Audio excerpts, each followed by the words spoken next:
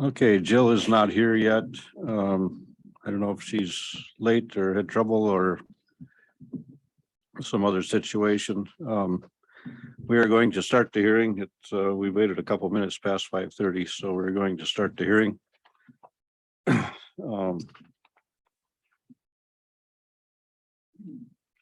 So I'll call the hearing to order. Have the call the roll. Just state your name of the board members that are present.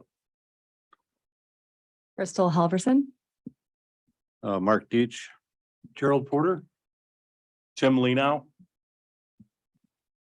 and Jill is absent at this time. Okay. Public comments. We have quite a number of public comments. I have some in written form and some people are here that have provided written public comment as well. So I am going to go to the people that are here first, and then I will not read the written public comment that is submitted. However, the written public comment will be part of the record.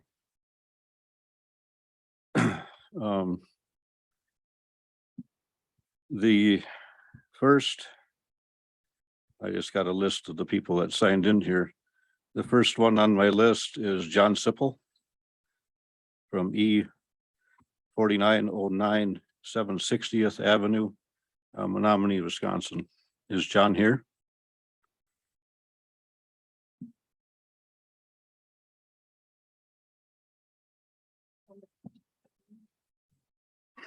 We'd ask that anybody giving public comment come up to the front podium that has a mic.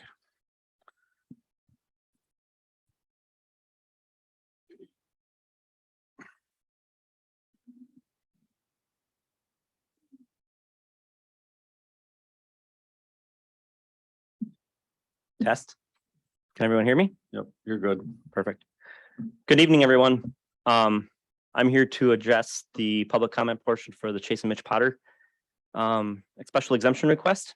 My name is John Sipple, address E 4909 760th Ave, Menominee, Wisconsin. I was at the first special exemption request for the Potters. At that point in time, I actually spoke in favor of them having their wedding venue. There was some numerous special exemptions granted for that. One of them was noise violations. They were to have a 70 decibel level at 300 feet from the barn. My residence is approximately 1,500 feet away. Multiple times in 2021, multiple times in 2022, I was able to hear music coming from their venue. They were not able to follow through with their first special exemption request. I find it hard to believe that we should be able to grant them a second special exemption request. Some of the items that they're asking for, carnival rides. Not quite sure how that pertains to agriculture. They've asked for festivals. They've asked for concerts. I picture Rockfest happening in my back door. What kind of liability does that put on the township? What kind of liability does that put on the county? Additional police presence, additional EMS. What does that do for township roads? What does that do for county roads? What does that do for the public health within the community? In addition to that, there has been numerous instances where they've gone on record stating that they also are serving alcohol. That is against the current agricultural zoning aspect.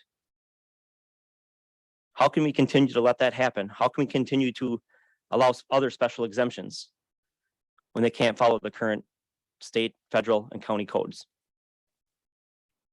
Thank you for your time.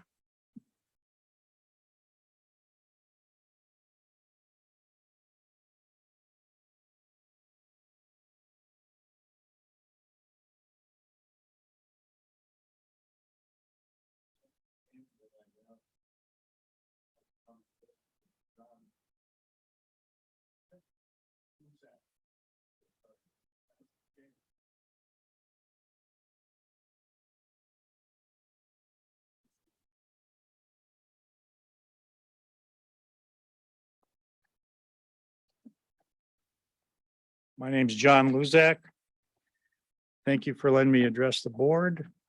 I own some property adjacent to this property that's under review for this special exemption. It's agricultural property. But I use my agricultural property, my coding comes because I have hay ground. I choose that for a reason, so that I can have access to my property all year long. And what I do is I'm on my property all day long, all week long, all month long, every day. I'm retired. I have a little shop over in the corner. And it's on special property, coded right. And I do all kinds of work there. But you know what else I do? I allow people to come on my property, neighbors, ride their horses on my property. I've asked these folks, I've told them they can ride their horses on my property, and I've seen them out there riding horses on my property, and I've talked to them. I have people that come from the cities with their dogs that are always on leashes, and they bring their dogs to my property and they let them go. And you can't believe what they do. They're crazy. Not the dogs, the people, when they get to free their dogs. My grandchildren are on my property. There's bird houses on my property. There's cameras for wildlife on my property. And I can hear the music too, as John just said. I've heard it. I'm not sitting here complaining about it. I'm sure they're doing their best job. But I look at this list and I ask myself, how can that, based on weddings, is what was the original coding here or talk about, how can they prevent my property from being intrusively, exposed to noise and the lights?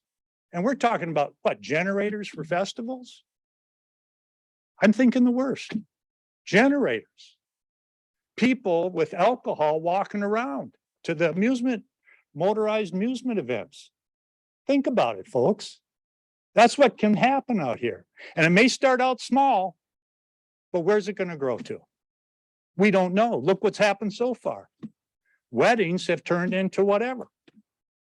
But let's talk about something else. Let's talk about 760th Avenue, the access point to this place. It's an avenue, folks. And in this original speech that was given by, I believe it was the zoning administrator at the time, in here, they talk about the road is blacktopped. And that's a good thing, because it won't have dust when all the traffic comes to the venue. But you want to know something else about that road? And I ride it every day. There's no shoulders. There's no shoulders. There's no sidewalks on this avenue.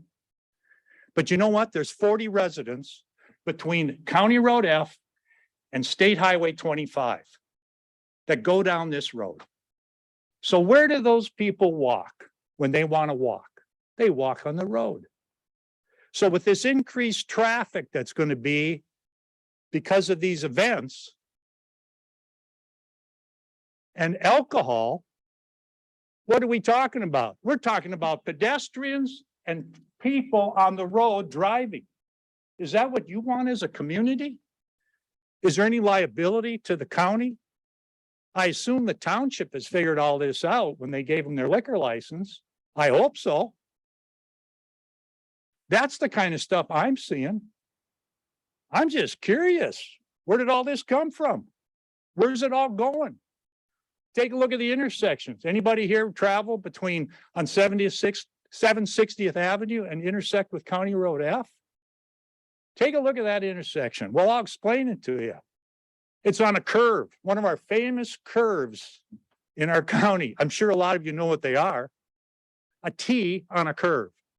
Except on this T, when you look to the right, you can see 75 feet down the road.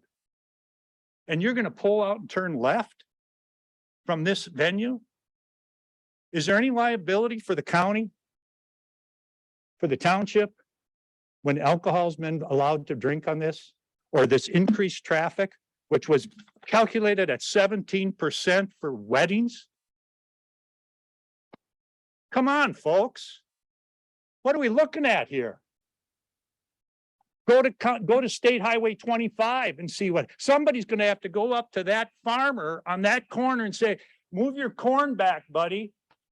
Because you can't see far enough down the road to enter onto State Highway 25 when the corn grows. I hate to be that guy for the county that has to go up there and tell them that. But you folks are looking at approving that. And what happens, and you want to know what else at that intersection? You look to the right, you got to pull up onto the shoulder to see past the guardrail. And right across the street on State Highway 25, there's another access point, a driveway for about 3 or 4 homes on Tainer Lake. So think about it. All this increased traffic coming into this facility, coming down Highway 25, turning left, you've got yourself a major intersection there. Onto an avenue that has no shoulders, no sidewalks, and kids. I drive that road, I see kids on the road. I see women pushing their strollers. I've seen kids skateboarding. I've had to stop for a dog sitting in the road. There's a blind driveway about 3/4 of the way down that has 3 kids that live in that house. And folks, what are you asking here? What are you saying here? Alcohol has been permitted at this facility through that township. Come on, folks. I don't know what we're here for, but this is safety, community safety. I don't know what liability, if any. I'm not a lawyer. I have no, I don't know what it's all about in that regards. But maybe somebody should look into it. I hope the township did when they gave them their liquor license. That's kind of a responsible thing to do, don't you think? To look into all these activities and these, and now we're talking about, and I don't know, somebody sent me some emails or something and they said, geez, what kind of activities are you looking at? Well, it looks like we're looking at dance bands. I don't know what that is. Huh? Is that, if you look at this original permit here, this original permit, all through here, it talks about agritourism. Agritourism, agritourism, agritourism. Is that agritourism? Now, I don't want these fellas to go out of business. That's what I'm not here for. But my recommendation is send them back and do a fiscal responsibility adjustment or analysis of their business. Come back to this board when this alcohol issue is resolved. I understand. Is it in the courts or something like that? I don't know. If it's in the courts, get that resolved. Come back here with a reasonable request for events that fit into this community and move forward. This is nothing more than throwing everything you've got against the wall over here and seeing what sticks. Is that the responsible way to do this? And I'm going to say that, there's an idea to maybe, let's mitigate this with conditions, with all due respect. I don't see how you can put the conditions on all these activities that they're listing here that cover the community. I don't see how you can do that. That would be, I just don't see. And my position on conditions, with all due respect, is that it's just another way to say procrastination of conflict. Everything ends up in the court anyway.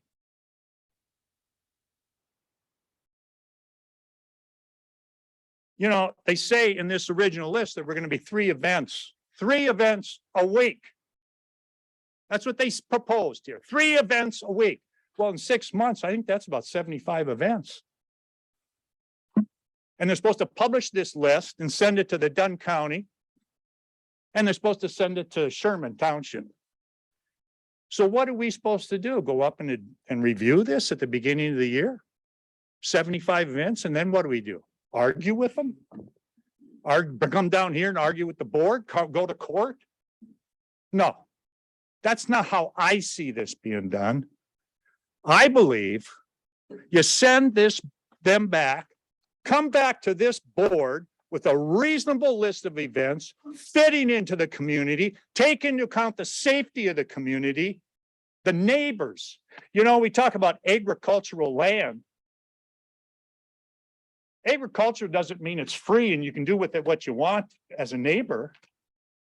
I use my land. I just explained that. I'm on it. I have my kids, my grandkids. We don't want to be listening to music. I don't want to be listening to generators while I'm out there.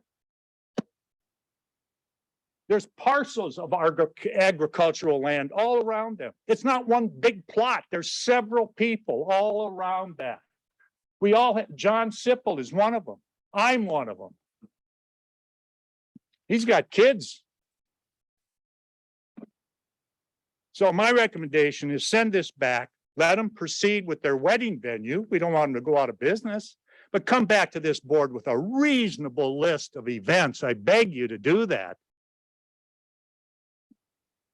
And I hope they're all up to codes on all this stuff. I mean, in here, they talk about toilets. Porta-johns. I assume they've taken care of all that according to codes and everything. I don't know what, you know, you need to go back through. Somebody needs to go back through the original list and say, okay, let's revamp this. Let's go back and take another adjustment. Let's look at the traffic. It's not going to be 17%. It's going to be 300%. Well, I'm sorry for my exuberance, but gosh, folks, let's get real here.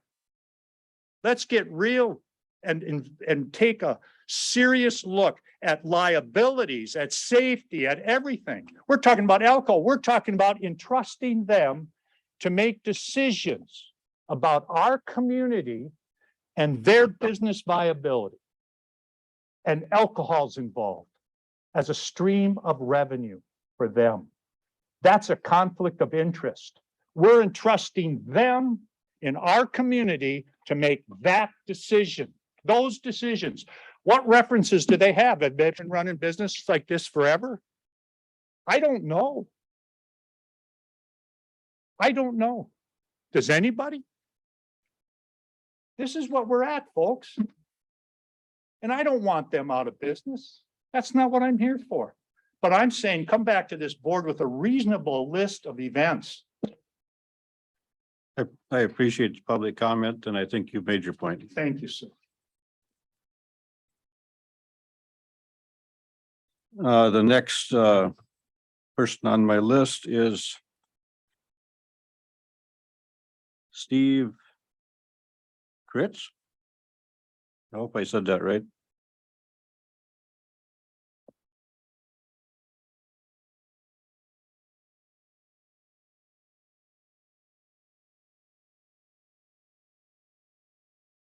That would be Steve Kreitz. That's fine. You're done close. I live about 2 miles, 3 miles north of there, in the Sherman Township. I've lived there for 12 years. I'm a resident of Dunn County pretty much all my life, other than when I was gone for certain things. I'm opposed to this on numerous reasons. First of all, when it says it's agricultural entertainment, this isn't agricultural entertainment in any stretch of the imagination. And when you read, for example, what was supposed to have happened, last night, the girls' night out show, which evidently didn't happen, but this is the advertisement that's been put out. It's an intensely exciting sex god ab party that will drive you absolutely wild in the best possible ways, of course. And it goes on with things like this. It's not just the alcohol, because we have places all over the county that have alcohol that's been licensed, and I understand that. But it's the nature of the kind of things that's going to go on there. When you read through the list, for example, of all the different things that they're wanting to be under, it just opens up a Pandora's box. For example, seances. Now, if you really believe in seances, which is what it says in these papers, bringing up spirits from the dead and demonic spirits and whatever. That's one of the things that said it wants to be a part of this, whatever. There's so many reasons. We don't need anything more like this in our county. I mean, this is an agricultural county, and there's a lot more things could be said. And the truth is, I'm frustrated with our town board. our township board that would have even let it get to this place. If we'd have known, if most of the people in our township would have had any idea that this was happening, you wouldn't have had enough room for people here, because I can tell you that most everybody that's ever heard about it is opposed to it. Sure, there's some people for it, but of course, most of them are because they're for it, but there's lots of people that are opposed to it.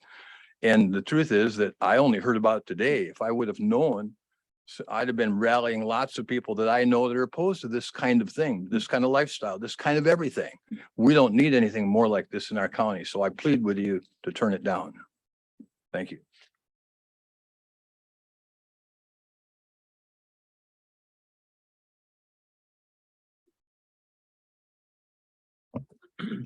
The next name that I have on my list, and I have a written public comment as well. That's from Abe Benson. I'm assuming that the next person is Kendra, oh wait, Abraham. Or no, Abraham Benson. Yeah, I have a written comment that will be in the record, but Abraham was also asked to speak.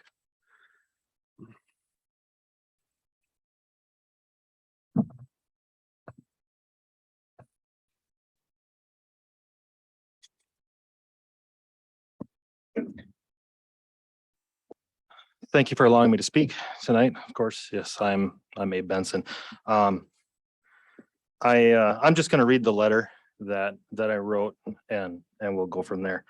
I'm opposed to granting this exception for several reasons. One of the main reasons is the event, of course, that was mentioned earlier, the girls' night out, which was recently advertised on Facebook, and I'm assuming likely similar future events. In a quick Google search, this show, you'll find that it's an adult only 21 plus show. To me, this is showing the true intent of the venue, or at least what they're open to, and raises further questions about their motives, their business intentions, and a lack of respect for our community. For one, I have no desire to see this exception approved, nor do I wish to have a venue hosting shows like this, anything like this, anywhere near where I'm raising my 5 small kids. My oldest is 12. I'm sure many of the next door neighbors, we've already heard from a few of them, feel the same way. I also take great offense to calling this agricultural entertainment. Having been raised on a family farm not far north of this place, and married to someone from a family farm who has lived in Sherman all her life. And we purposefully chose to make Sherman Township our home for raising our kids because of the nature of the town. As pretty much everybody here shares our values, at least from what we can tell. My family and I are heavily involved in various true agricultural activities, as well as my professional career. I work in manufacturing for agricultural products. There is nothing agricultural about this besides the fact that it takes place on a property that used to be a farm. Shouldn't agricultural entertainment be reserved for things like pumpkin farms, cheese shops, venues offering hay and sleigh rides, or a corn maze? Wouldn't holding an agricultural exemption also allow the barn at Copper Creek to reap the various tax benefits from the agricultural exemption? I guess that's a question I have. I don't know for sure, but it raises a good question, I think. It appears that Mr. Potter has also been active and instrumental in harming a few other area businesses. And this is probably hearsay, so I'm going to just stop right there. But it certainly raises a lot of questions.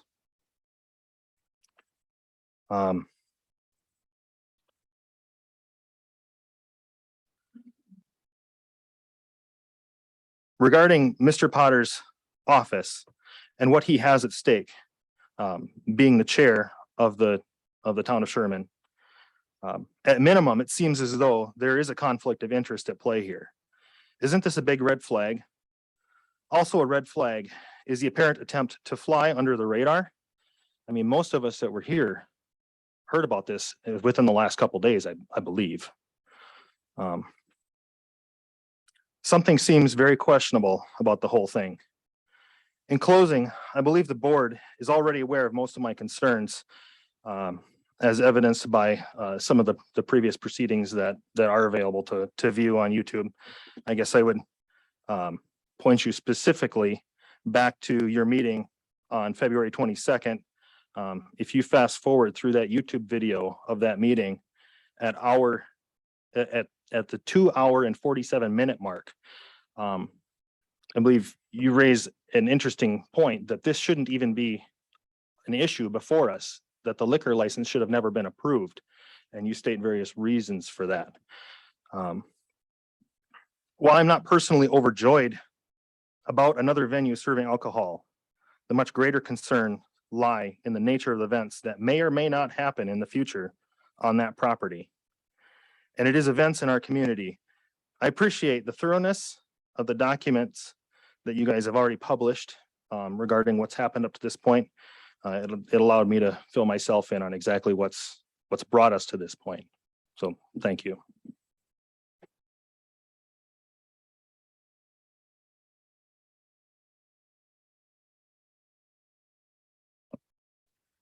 Okay, the next person that has asked to speak is Kendra Clark. Is she here?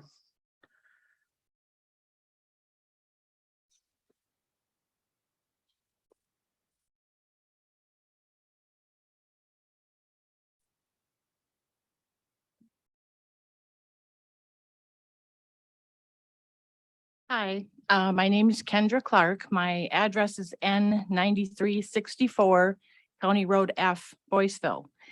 I have been a resident of Sherman Township for 43+ years. My family owns a dairy farm and it has been in my husband's family since 1910. We are now currently watching the 4th and 5th generation work on our farm. And Sherman Township has been designated as general agriculture. And honestly, since I became aware of this hearing, I really see no need to change that fact that it is for agriculture. I am adamantly opposed to the approval of this special exception. My family, as I said, operates a dairy farm, and my adult children and 11 grandchildren all live in Sherman Township as well. And we enjoy the quiet and solitude of our country setting.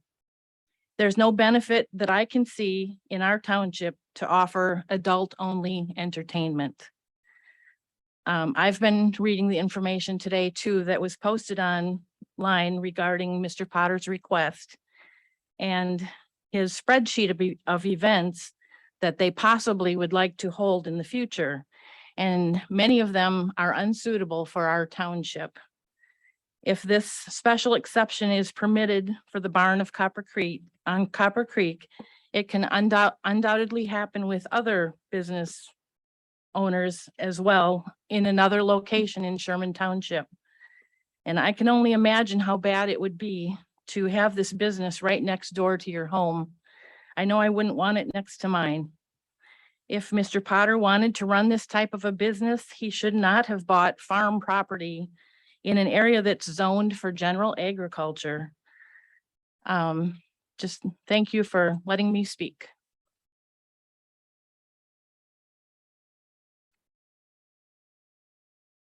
The next person that I have on my list requesting public comment is Sarah Lambert Freeman. Is she here?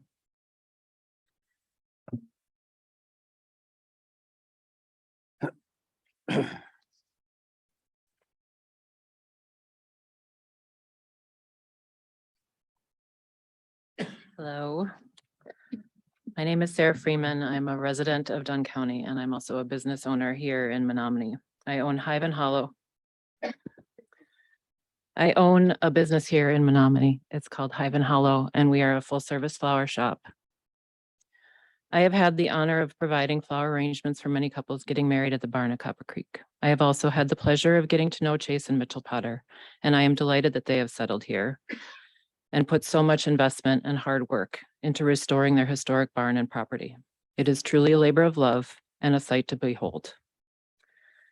Not only have they provided another beautiful space here for elegant full-service weddings, they have opened up their property for the entire community to enjoy with their restaurant nights. These events are key to advertising many of the small businesses of Dunn County and setting up our area as a perfect wedding destination. The wedding industry is booming, and we sit perfectly poised to bring some much needed funding into Dunn County. A single wedding brings tens of thousands of dollars to the local economy beyond just the venue. From hotel rooms and Airbnbs to caterers, tailors, musicians and DJs, floral shops, salons, photographers, transportation services, bars and restaurants, and the list goes on. It is my opinion we should do everything in our power to encourage this type of family business to thrive here. If we are not going to encourage this and instead throw up roadblocks to this kind of success, then those roadblocks must be targeted at every single business with the same licensing and permits. To do otherwise is discriminatory, and it's just not right. Therefore, I urge the Board of Adjustments to grant all the necessary permits and licenses for the continued success of the Potters and the barn at Copper Creek, as well as the many businesses that also rely on their continued success. I also strongly encourage you to go check out one of their restaurant nights, for it is truly enjoyable way to see this community come together at its finest. I thank you for your time and your consideration.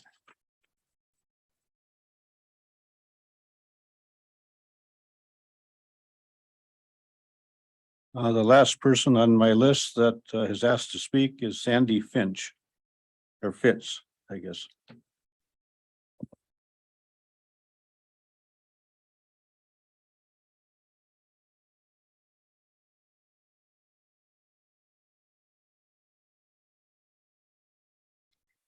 Thank you for letting me speak. The last name is Fitch. I used to be Clark. I'm sorry. I was born and raised in Sherman Township. My dad was chairman of Township of Sherman for 40 years. He did an excellent job. He provided for anybody. He went over and above for anybody in the community. The farm that they're talking about is not, should not be allowed. The type of venues that they're asking for, they do not belong in Sherman Township. This is an agricultural, an agricultural situation. I lived on a farm that butted up. My father, my two uncles, their farms all butted up together. They all did chores, you know, harvesting and whatever together. That is the type of thing that should be going on in the town of Sherman. I moved away to Florida, and because of a situation down there, I came home. I called my ex-husband and I said, I'm on my way home. Actually, I was going to the airport to come home. And I'm so glad I did. Thank you.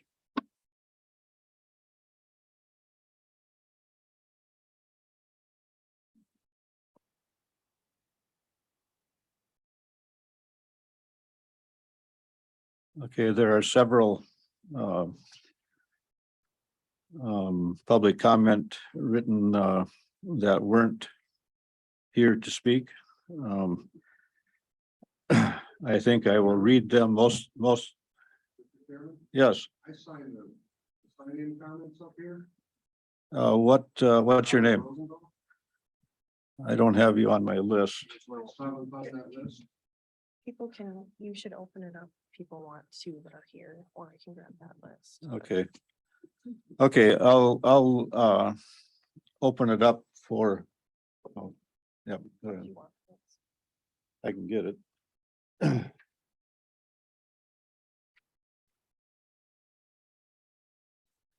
Oh, yeah, I guess there's quite a number, but we're just beginning.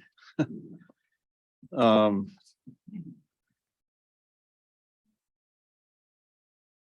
The person, well, like I said, I had 7 on the printed list that were probably before the meeting occurred, so my apologies. Robert Rosendahl. Yep, come on, you're welcome for public comment. Because we have some.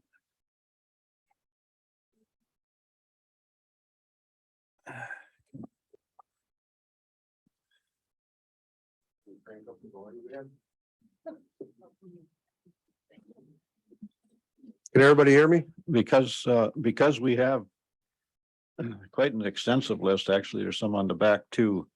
Try to be to the point and because we got a lot of people to go through, but I don't want to cut your public comment off either, but Okay, just be timely, please. I will. Am I on now? All right. My name is Robert Rosendahl, and I own Rosendahl Properties and Construction along with 4 other companies in this community. I am the 3rd largest taxpayer in the town of Sherman. I own the subdivision that's directly across from the Copper Creek. Chase and Mitchell, in my opinion, have done an excellent job with that property. If anybody remembers that property before they bought it, it was foreclosed and basically abandoned, run down, and probably should have been knocked down. So they spent, I believe, hundreds of thousands of dollars repairing the property. So for that, I applaud their efforts. They did an extremely nice job. I'm not opposed or for what is going on at Copper Creek. What I am for is following the law. I have developed in this community along with the Chippewa Valley for 30 years. And when I'm granted a permit and I don't follow it, there's consequences. And when I rezone something, I follow the zoning. So I attended the appeal by Mr. Potter or Chase and Mitchell, I apologize, which was a few months back. And I believe it was concluded at that time that they were not in compliance with their special use permit at that time. Since then, it's come to my attention, I believe it's true, that there has been litigation filed. And I think that has more to do with the liquor part of this than it does the special exemption. But I'm not directly involved, so I'm just speaking to what I hear. I am not opposed as the person that owns and responsible for 18 families literally across the street. I have invested millions of dollars there, and I have 18 families that rent from me, and I feel like I'm personally responsible for. They want to have weddings there, no problem. They want to have an occasional farm to family or family to farm or farm to table event, no problem. But we're not going to expand this into carnival rides and music festivals and everything else. 760th Street is the 3rd most traveled road in the town of Sherman. I'm sure Chase is going to get a chance to speak, and I believe he'll agree with that. So I would ask you to look at everything that the community is saying, weigh all of the possibilities, but I think when there's latitude given with the word restaurant or events or whatever, that someone can interpret that and do whatever they want with. So if you're going to grant the special exemption, which I think you're going to do, I think that you should at least narrow it down to what exactly under this statute you're going to allow them to do. And if they don't follow that, just like if I don't follow what I am supposed to do with zoning or building or anything else, there's consequences. And so if you're going to grant them the special exemption tonight, I want you to directly tell them what it is they can do, when they can do it, how often they can do it, and if they don't do it, these are the consequences. And I think we'll let the liquor part of it and all the other things that are going on, work themselves out through the court system. We're not going to get involved in that and start pointing names I find it offensive that in 2022, we're going to attack people's lifestyle or we don't want these type of people in our community. That's really narrow-minded and shallow. I don't discriminate who I sell a house to. I don't care who you love. I don't care who you sleep with or anything else. What I care about is if you're going to be part of our community, that you're going to follow the laws, you're going to be an active part and support our community and do the right thing by our community. And if we have a problem with the Town of Sherman Board, then we're going to fix the Town of Sherman Board. Okay? Because I don't disagree that there's not conflicts and interest and Chase shouldn't recuse himself for things and all of that, but that's not going to be dealt with here tonight at the Board of Adjustments. What we're dealing with is this special exemption, and we've seen how the word restaurant is taken off, an event and all of that. So grant them what you will, but tell them exactly what they can do, when they can do it, how they can do it, and these are the consequences for when they do it and if they don't do it.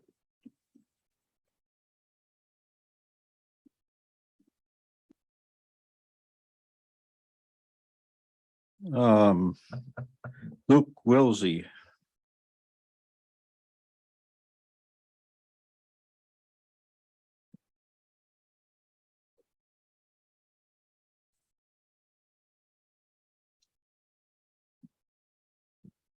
I apologize in advance for not letting you know I would be here. I'm the district rep for 8 for the county board. And I wanted to come here today in support of Chase Mitchell for the Barnett Copper Creek. I think we should go ahead and permit them to do what they're asking. I think we need to promote more things like this in the county, not less. We know right now the county is struggling financially wise. And the more we can promote business in the county, I think we should be doing everything we can to do that. So mine is short and sweet. I'm just saying I represent the district that they're in and I support them 100%. So thank you. Donna Rudiger.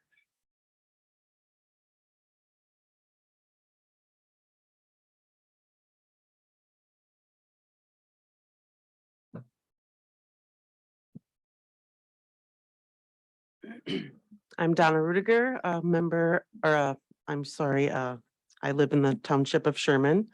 I'm here to speak on, in support of Chase and Mitchell and the Barnett Copper Creek. Our daughter was one of the first people to get married at the barn. We got to know the guys very well and have since become very good friends.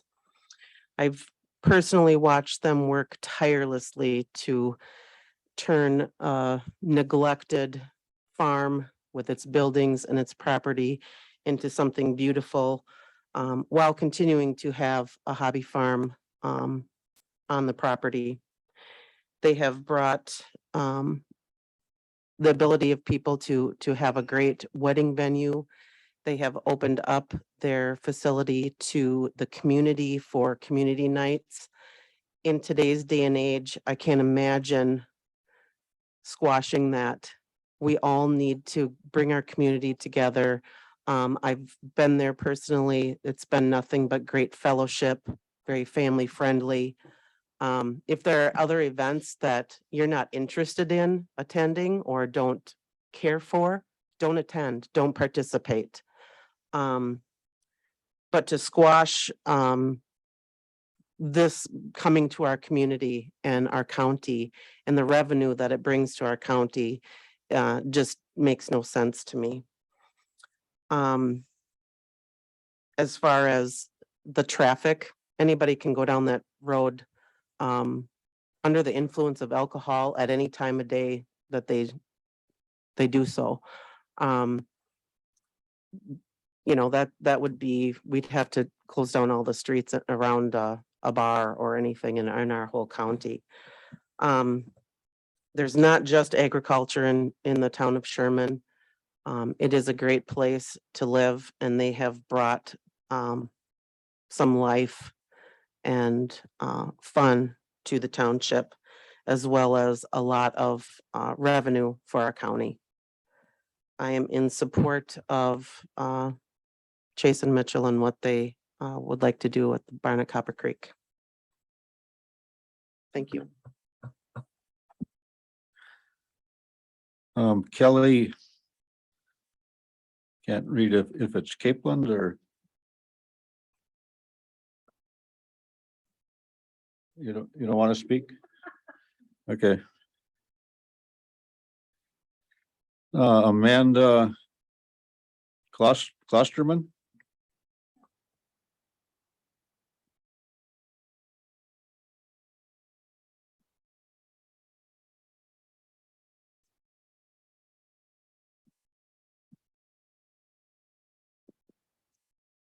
Hello, my name is Amanda Klosterman, and I am a member of the board for the town of Sherman.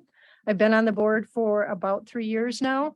And I sent a letter addressed to this board, the Board of Adjustment, as well as the members of the PR&D board and the county board. And the reason that we sent the letter was related to the authority to issue liquor licenses. And so I quoted the Wisconsin statutes that said the authority to issue liquor licenses rests with the municipality, which in this case is the town of Sherman. And I've noted in the new special use permit that you are trying to instruct the Potters whether or not they can have alcohol at certain events or not.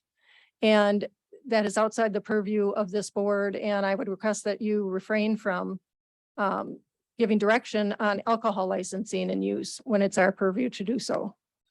It was further clarified by the Wisconsin Supreme Court in a case called Eichner versus Madison-Dane County, which said licensing of sale of alcohol beverages is the exclusive province of municipalities, so long as it does not conflict with the state standards. And again, it's between the state setting regulations and the municipalities being able to give out permits. It's not within this purview of this body to make these decisions. So I would ask that you stop doing so. The second thing I wanted to address was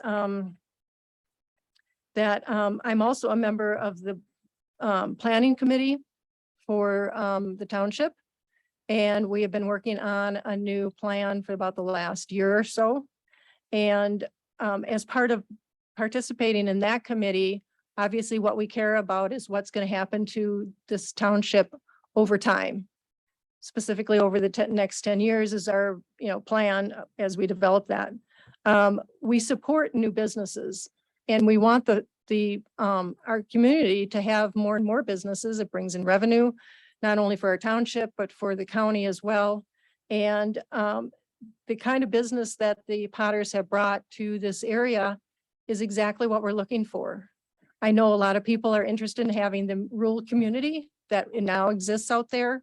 And what they've taken is, as many other people have stated, is this beautiful barn that they've renovated and have activities at that barn. I've been there for a couple of weddings. I've been there for some of their restaurant nights, and they are very family oriented, great music, great food, and they serve alcohol as well. And all within the rules. I've seen them, check IDs if somebody looks young. So they're bringing a great business to our community, and I support that we continue to let them operate under their 2018 special use permit. I don't feel it's necessary to do a new permit. They should be able to operate under their old permit with the, breadth of what they were allowed to do initially by this board. Thank you. Kelly Kraus.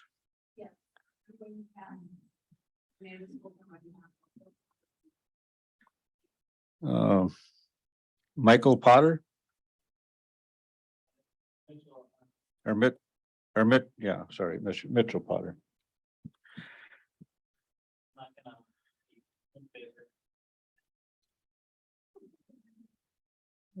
Chase Potter.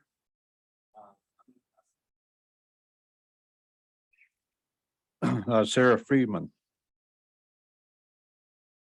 Sarah Freeman here. Does she wish to speak?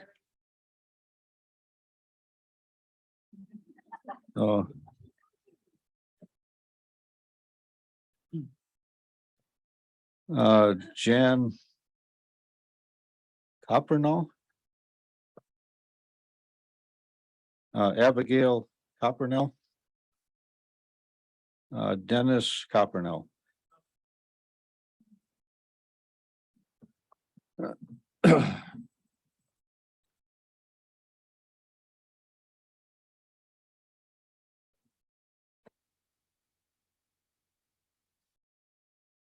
My name is Dennis Coppernoll. I live on E 5909 800th Avenue in Menominee, and that's Tainer Township. But up until 3 years ago, I lived for the past 40 years in Sherman Township on 500th Street. I'm 100% in favor of Chase and Mitchell.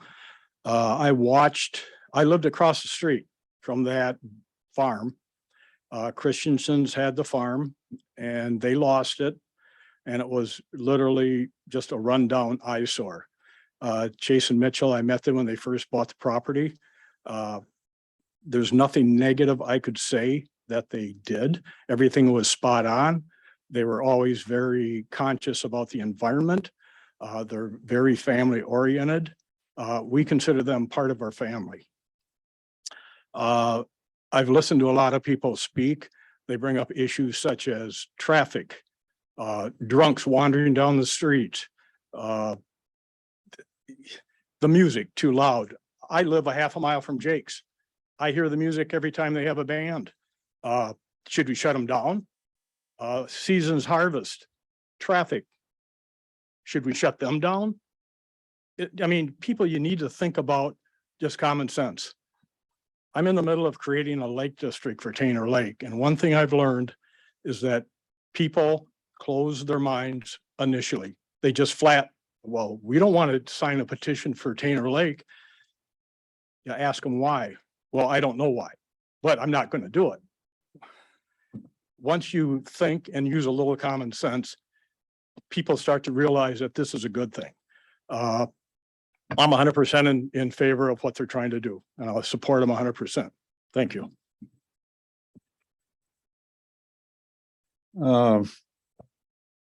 Brittany, is it Sikora or?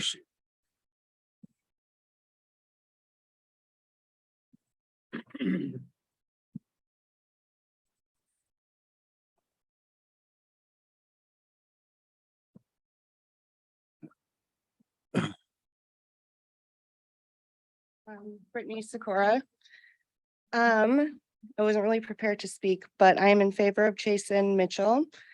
And I have heard just some of the comments just from neighbors, being a little concerned about their families. And I thought about my own family and my small children. And I just kept thinking like how cool it would be to be able to walk to like a restaurant night at a barn and take them to dinner or whatever event that they were having, like how cool that would be. So I think if you like open up and think about it, it's actually a really cool thing for your community, especially the money it's bringing in. I work as a stylist downtown. I've done several weddings, hair and makeup for weddings at the barn, and that it's awesome, that revenue that's being brought in. So that's all I have. Anna Walker. Yes. Jonathan Rudenberg.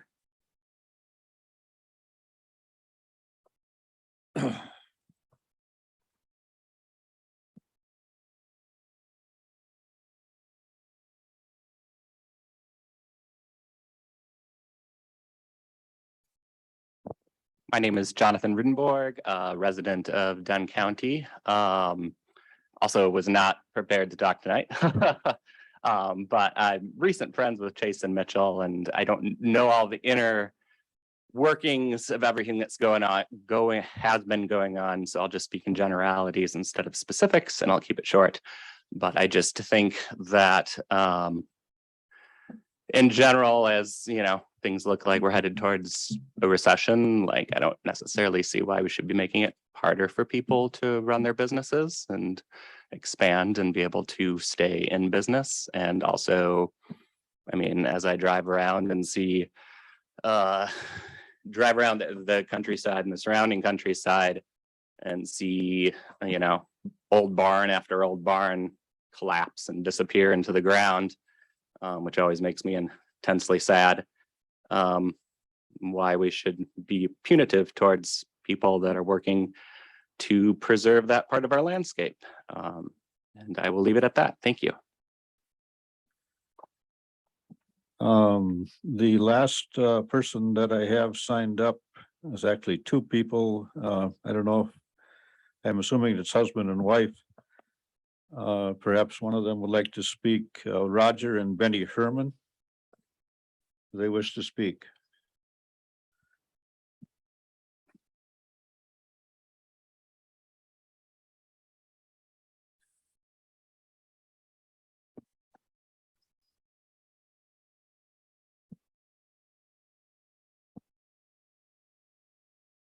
I didn't realize that signing up meant I had to speak, but You don't have to speak. that's okay, I will. but, I've been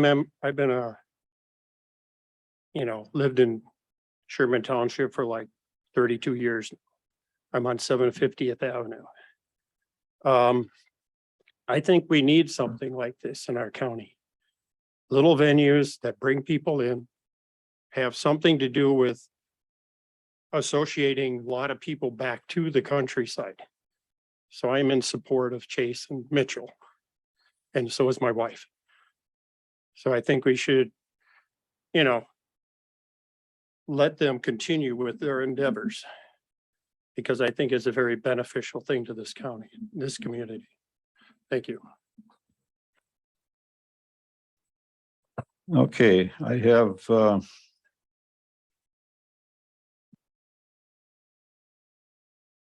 who? Oh, yeah. Yep, Samantha, sorry, I didn't mean to. Yep. Come on up.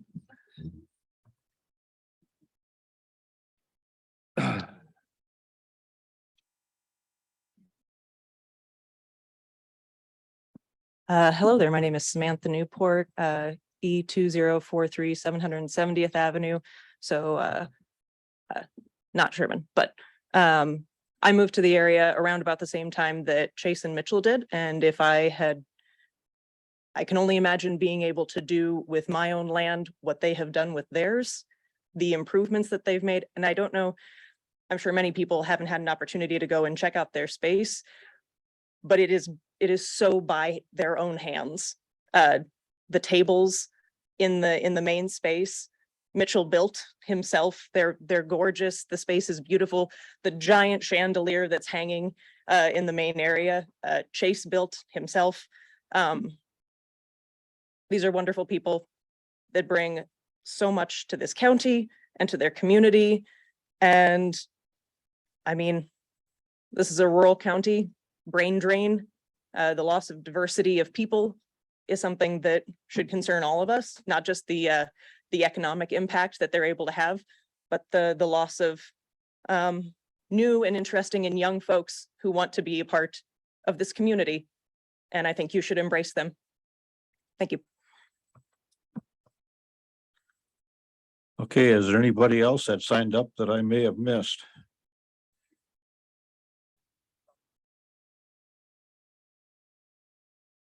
What's your name?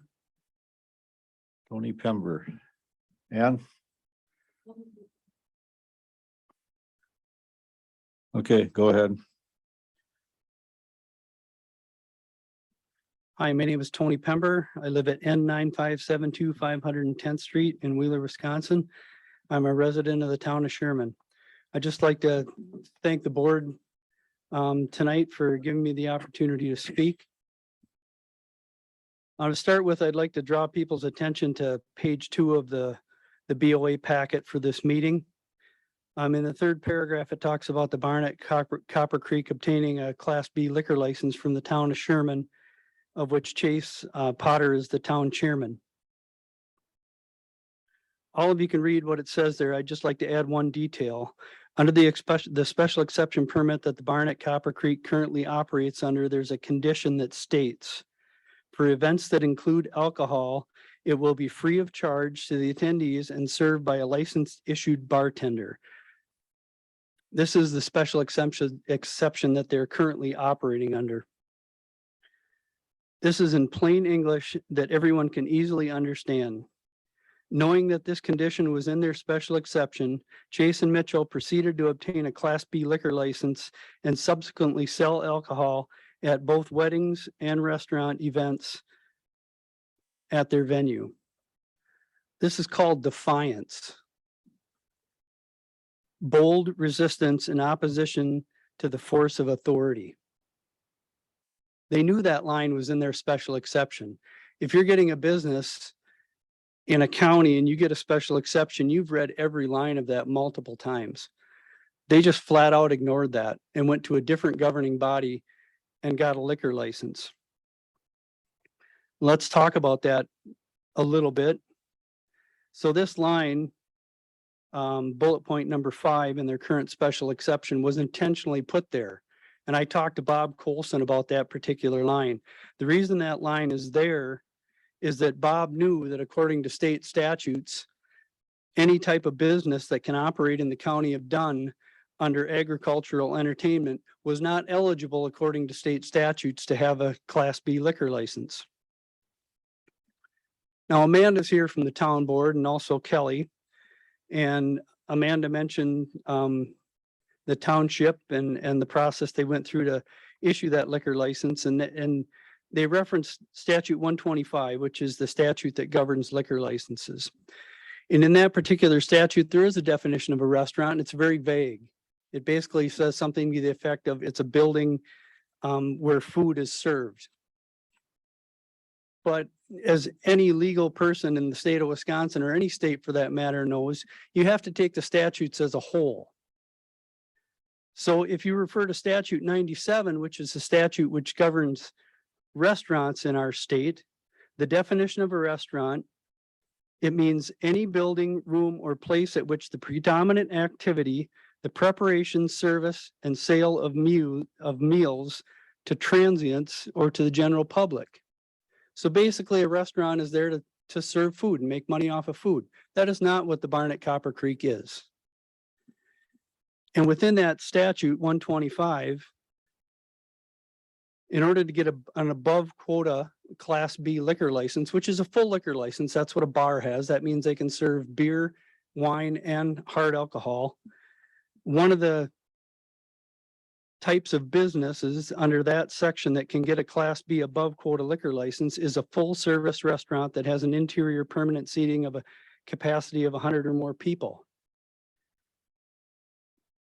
And so that's what they're claiming to be. But according to the statutes in section 97, they don't qualify as a restaurant. Also, if you look at the county ordinances, restaurants can only exist in this county under commercial zoning, which they do not have. They are zoned agricultural entertainment. And I'd like to bring your attention to their current special exception that they're asking for. And bullet point 10 says alcohol may be sold at approved events and prepared food on site served. However, alcohol, meals, and food served and sold to the guests in agricultural entertainment events must be entirely incidental and accessory to the events. That exception is in direct contradiction to the state law. Because the state law says that a restaurant has to be where they make the majority of their money off of food. Now I'd like to talk about the recent town board meeting.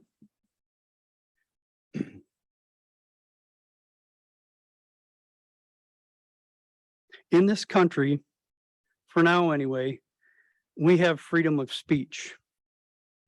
We have open meeting laws. What that affords us as citizens is the right to come to public meetings and express our thoughts and concerns freely without fear of retaliation from government bodies. I'm here before you today doing exactly that. Teresa Jorgensen is the owner and operator of the Cottage Winery in the town of Sherman.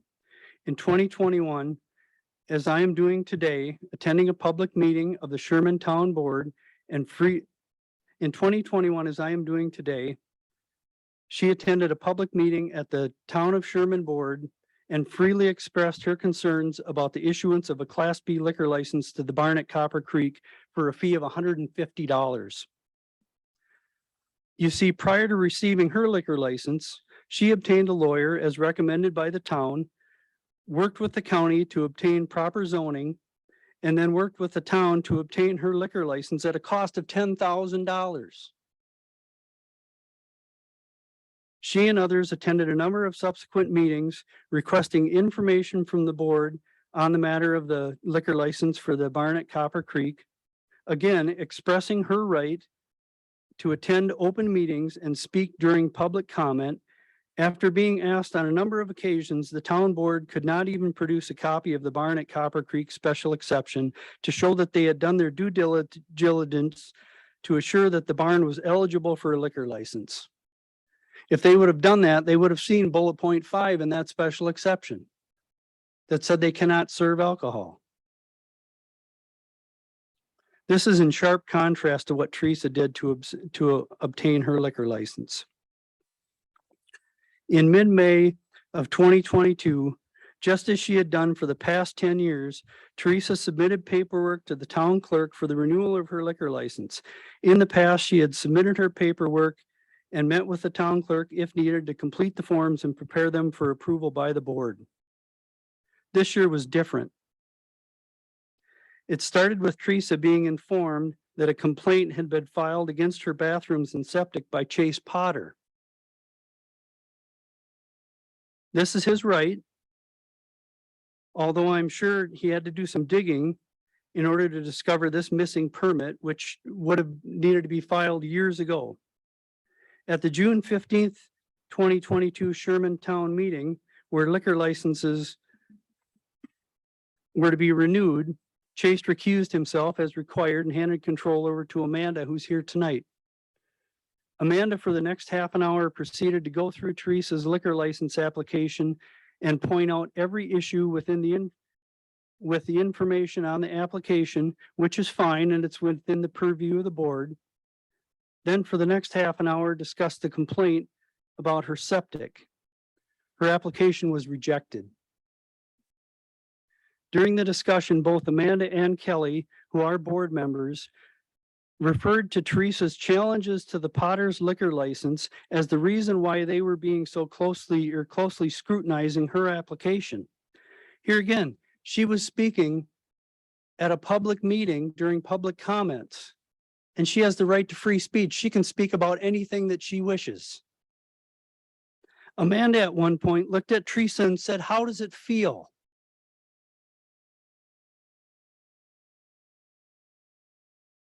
Here's where the board overstepped their bounds. The board appeared to be retaliating against Teresa for expressing her right to free speech. Part of the concern that the board raised were in relation to the section of the form that in the past had always been filled out by the clerk, who spoke to this effect during the discussion. This appears to be a calculated series of events to punish Teresa. From the obvious in-depth research to find the issue with her septic system from years ago when she added the extra bathrooms, to the intercepting of her application even before the clerk could assist in filling out the form, to the waiting until the meeting on June 15th to raise these issues and not allow Teresa time to correct the application prior to the meeting, to informing Teresa that there was a 15-day waiting period prior to or period after she corrected these issues with her application and resubmits it, which will result in a lapse in her liquor license. All because she exercised her right to free speech. Teresa has been the owner and operator of a successful business for 10 years in this county. She did everything that she was asked to get the approvals required for her business, has followed the requirements to run her business, and until the recent complaint about her septic, which will be addressed shortly, has operated with no issues with the county, the town, or her adoring neighbors.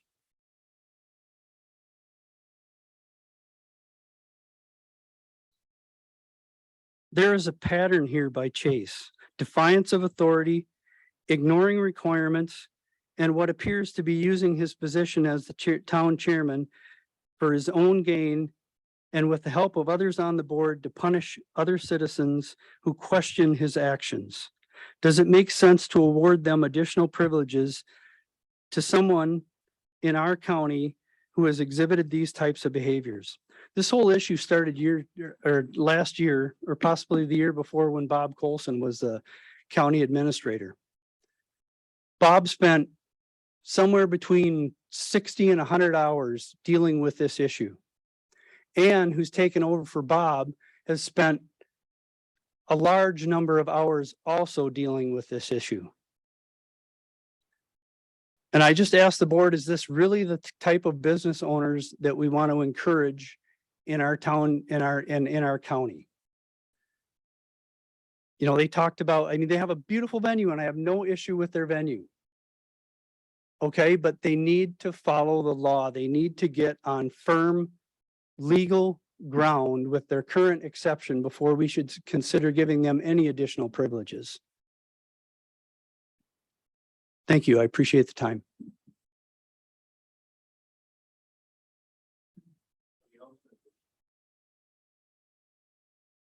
Is there anybody else that wishes to speak?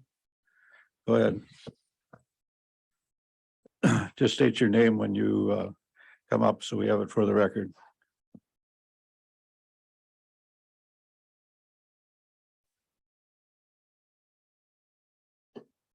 My name is Peter McHenry. Can you hear me? Okay. Peter McHenry. I live in Sherman County or Township.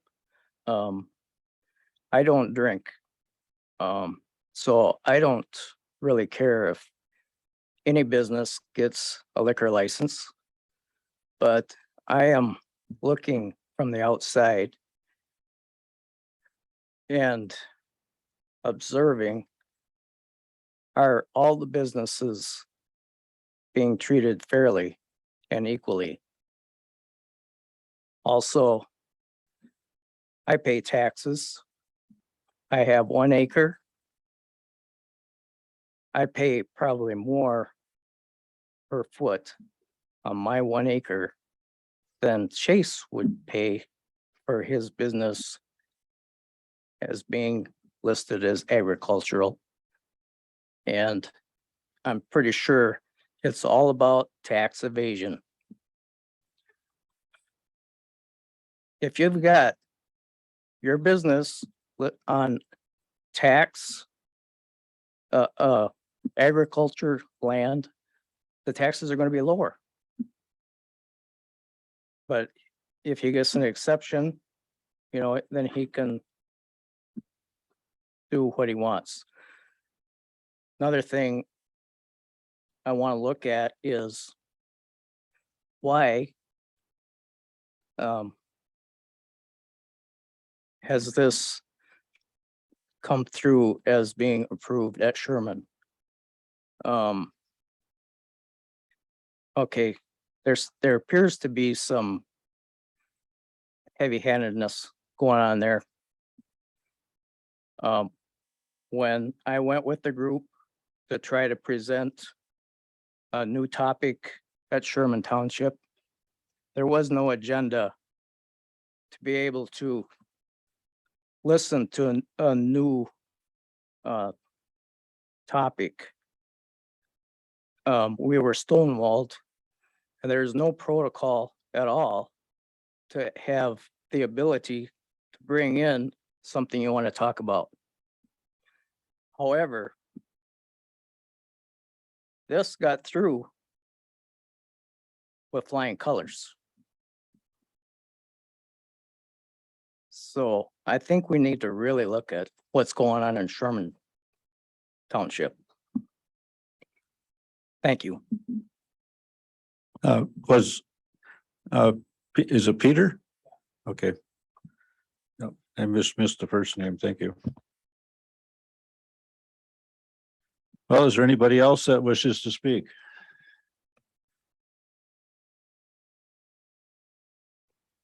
Okay, I have written. You have to bear with me here. I got several. Stephanie Kazmarek, I don't think that she is here. Oh, you are? Okay, it says you were unable to attend. Do you wish to speak? Well, if you want to, I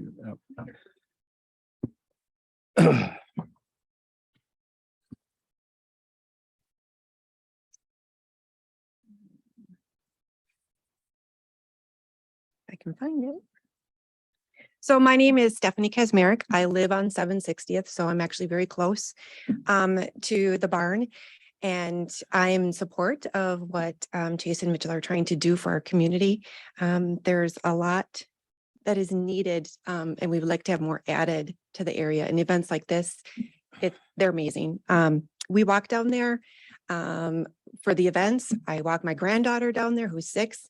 No concerns for safety on the road, so I'm not sure where that's coming from, but I'll walk my granddaughter down there and I'll show her the cows, I'll show her the horses, I'll show her the chickens, and she loves it. And she lives in the Twin Cities, so she doesn't get that. So that's just another added bonus. So just what I wrote in my letter was I fully support the special exception that is being requested. I've attended a few of the events at the barn and I'm thoroughly impressed with how everything is run. It embodies the sense of community, and it would be it would be a great loss if these events are no longer allowed. The reoccurring comments I have heard are all positive, and people stress how nice it is to have such a special and unique place in our area. We just don't have that, especially after COVID. Being able to go somewhere, sit outside, inside, have music, have food, it's just something our community needs.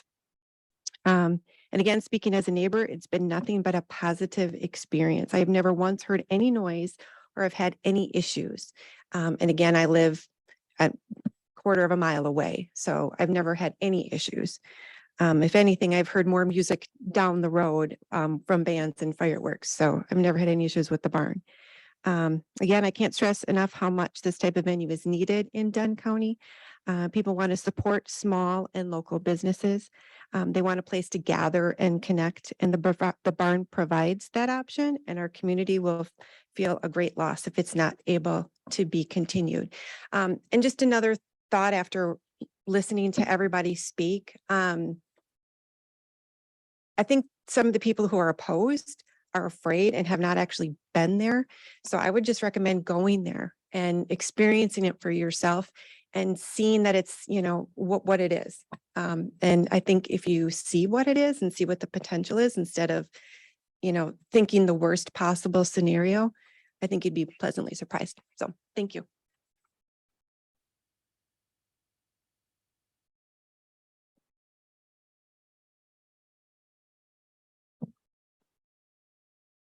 I have a letter here from Stephanie Benson. Did you address that? Okay, I have it here. I can read it. Or is she here? Is she wishes? Okay. Okay, we have a letter from Stephanie Benson. I am writing to express my concern about Barnett Copper Creek receiving a special exception permit for agricultural entertainment. I believe that it is not in the best interest of the community, particularly residents of the town of Sherman, to grant this exception. It is disturbing to think what this permit could allow. We do not need adult entertainment such as Girls' Night Out.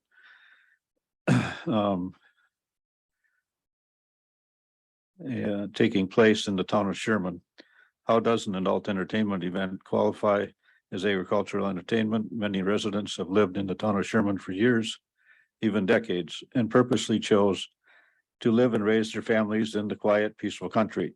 Events such as these do not support the wholesome family nurturing agricultural environment that has been enjoyed here for many generations. It says, please do not allow the barn of Copper Creek, a special exception permit for egg entertainment.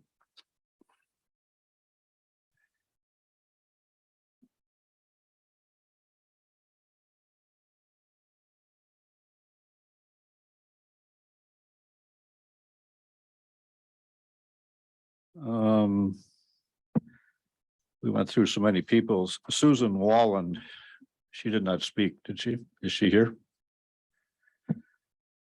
We have a public comment sent in.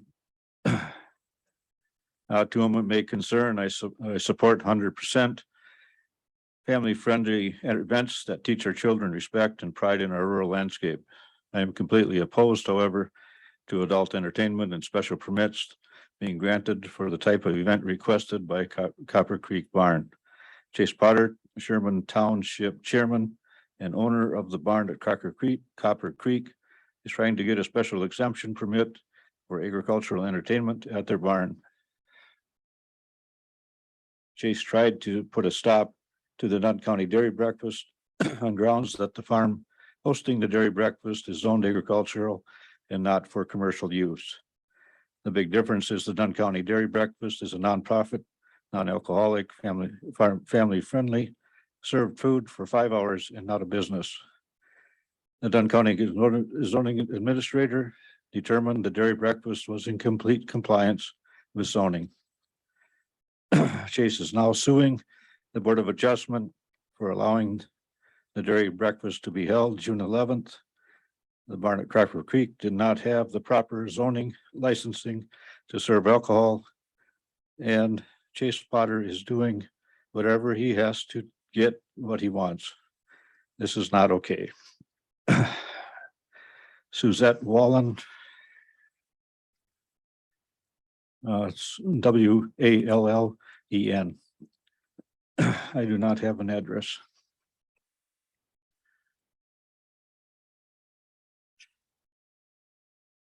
Shane Peterson. Hello, I cannot come to the meeting tonight. I'm expressing my view of disapproval of the desires of Potter's agricultural entertainment he is desiring. Thank you. I think I have one here from Don and Kendra Clark. They spoke. And the last one I have is Tim Shute. Is he here? Okay.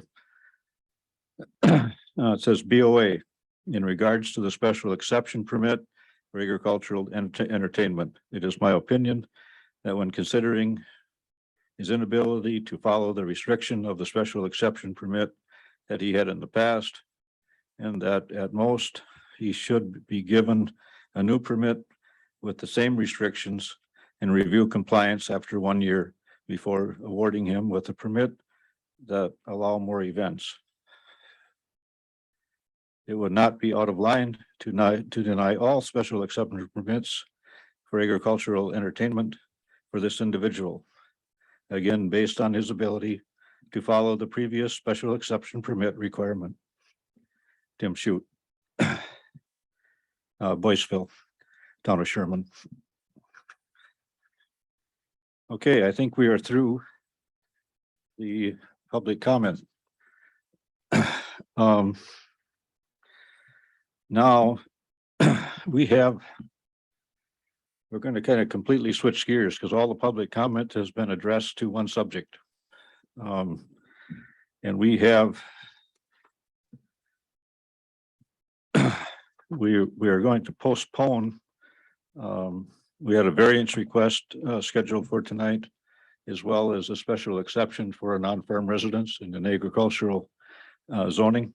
And we are postponing the variance. However, the applicant for the special exception in the agricultural zoning couldn't be here next Monday on the 27th. And so we're going to address that first. And so I'm going to ask Ann to verify the public Publication of the hearing notices.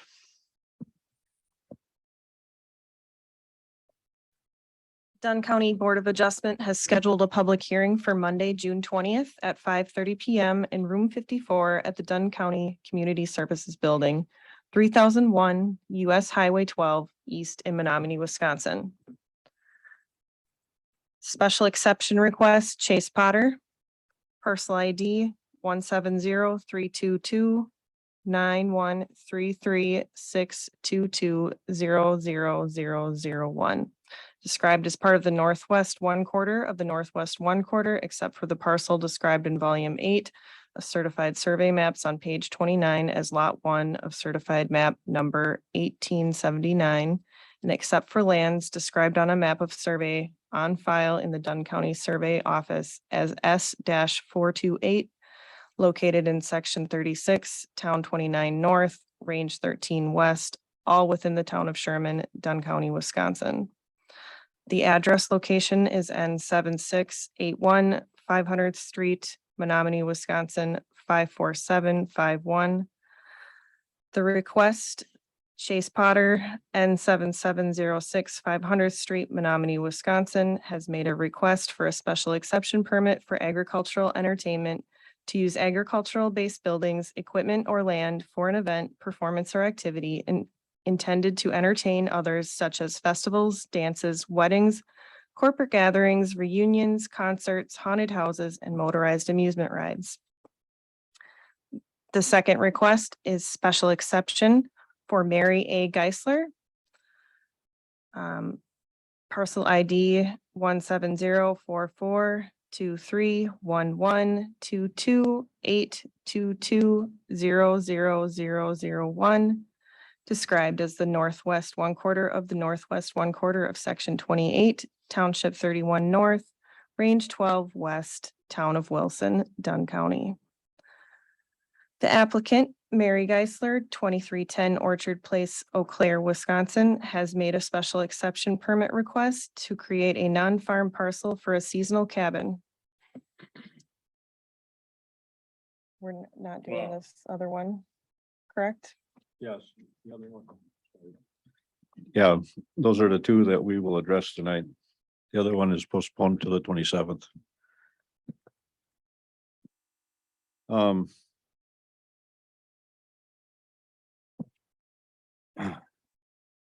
So we'll begin the public hearing on this. Is Mary here? Okay. Ann, why don't you want to go through it? And then if Mary would like to speak, I'll swear her in and she would be able to address anything that the board might have questions of.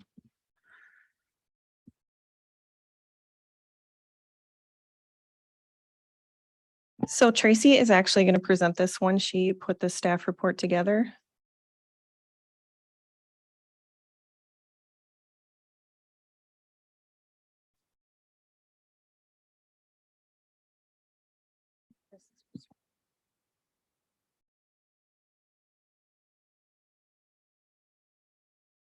You're going to put it up on the screen?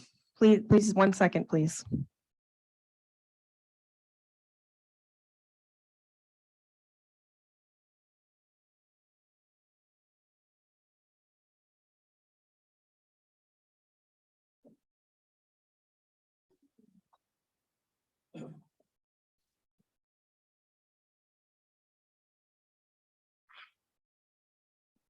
The applicants, Pat and Mary Geisler, are requesting a special exception to create a 1.33 acre non-farm parcel within the primary ag district in Wilson Township to build a seasonal cabin.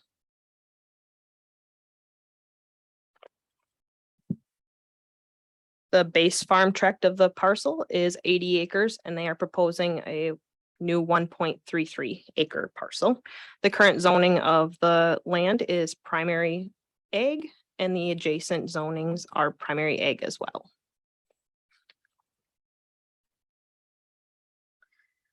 Pat and Mary would like to create a 1.33 acre non-farm parcel to place a seasonal cabin on. They have owned the land since the year 2000.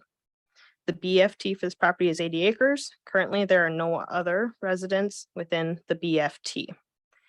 there is a, you'll see on the next slide, this sentence will make more sense, but there is a permanent limited easement recorded in the Register of Deeds office. This easement will allow ingress, egress, utility placement, emergency vehicle access, driveway installation, and related uses to the parcel off of 1280th Avenue through land owned by Gregory and Ann Middlestead Revocable Trust. The Township of Wilson's opinion was approval at the June 9th, 22 meeting.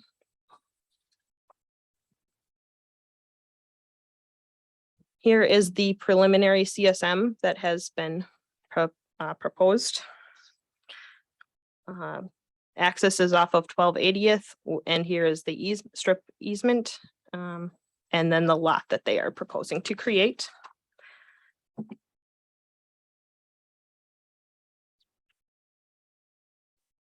Here is 40 acres of their parcel, and then the other 40 is to the north of this. This area here is where they are proposing the 1.33 non-farm parcel.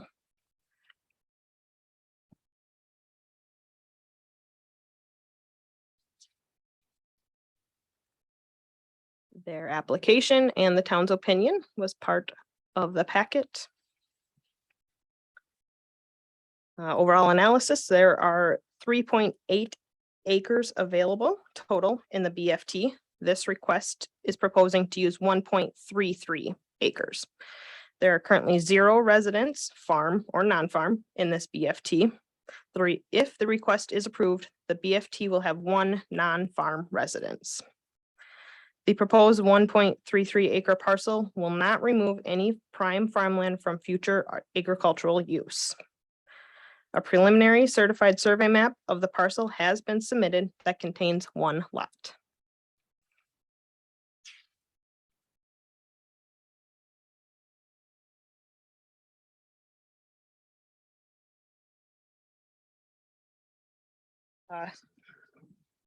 Staff recommendation. Staff recommends approval of this special exception permit and suggests adding the following conditions. The applicant shall stay within the terms recited in their application and testimony. A certified survey map will be, this is number 2, a certified survey map will be completed by a professional surveyor approved by all necessary parties and recorded by the Register of Deeds. That concludes the staff report. Okay, the board is familiar with these. For those who may be interested, the primary ag it's in a farmland preservation district, which is set by state statute, and the requirement is a non-farm residence must, in order to have one, it's a 1-to-20 ratio, as is stated. Does the board have any questions or comments on this? I guess if Mary wants to speak, I can swear her in, but no. There's no, if there's no, I mean, we're very familiar with these, so if there's no questions, is there a motion to approve? So moved. Is there a second? I'll second. Motion been made and seconded to approve the special exception permit for the Geislers. All those in favor say aye. Aye. Aye. Opposed? Motion carries. Okay. Ann, do you want to go on to the next applicant then? Sure, just give me 1 second to bring it up here.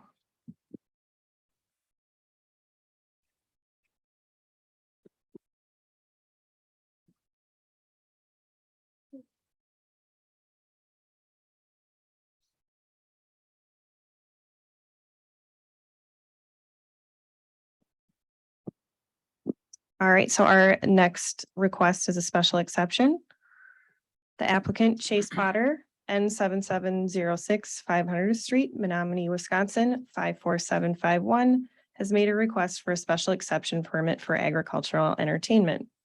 to use agricultural-based buildings, equipment, or land for an event, performance, or activity intended to entertain others, such as festivals, dances, weddings, corporate gatherings, reunions, concerts, and haunted houses, and motorized amusement rides per section 13.2.8.07 A16. The current zoning of the property is general agriculture.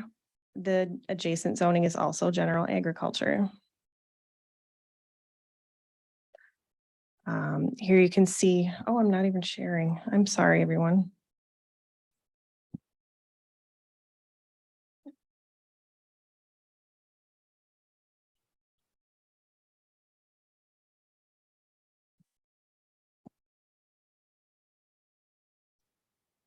All right, well, you didn't miss much. Here's an aerial photo of the property. It's outlined in blue. And here's another aerial photo, just kind of showing the approximate location of the barn here.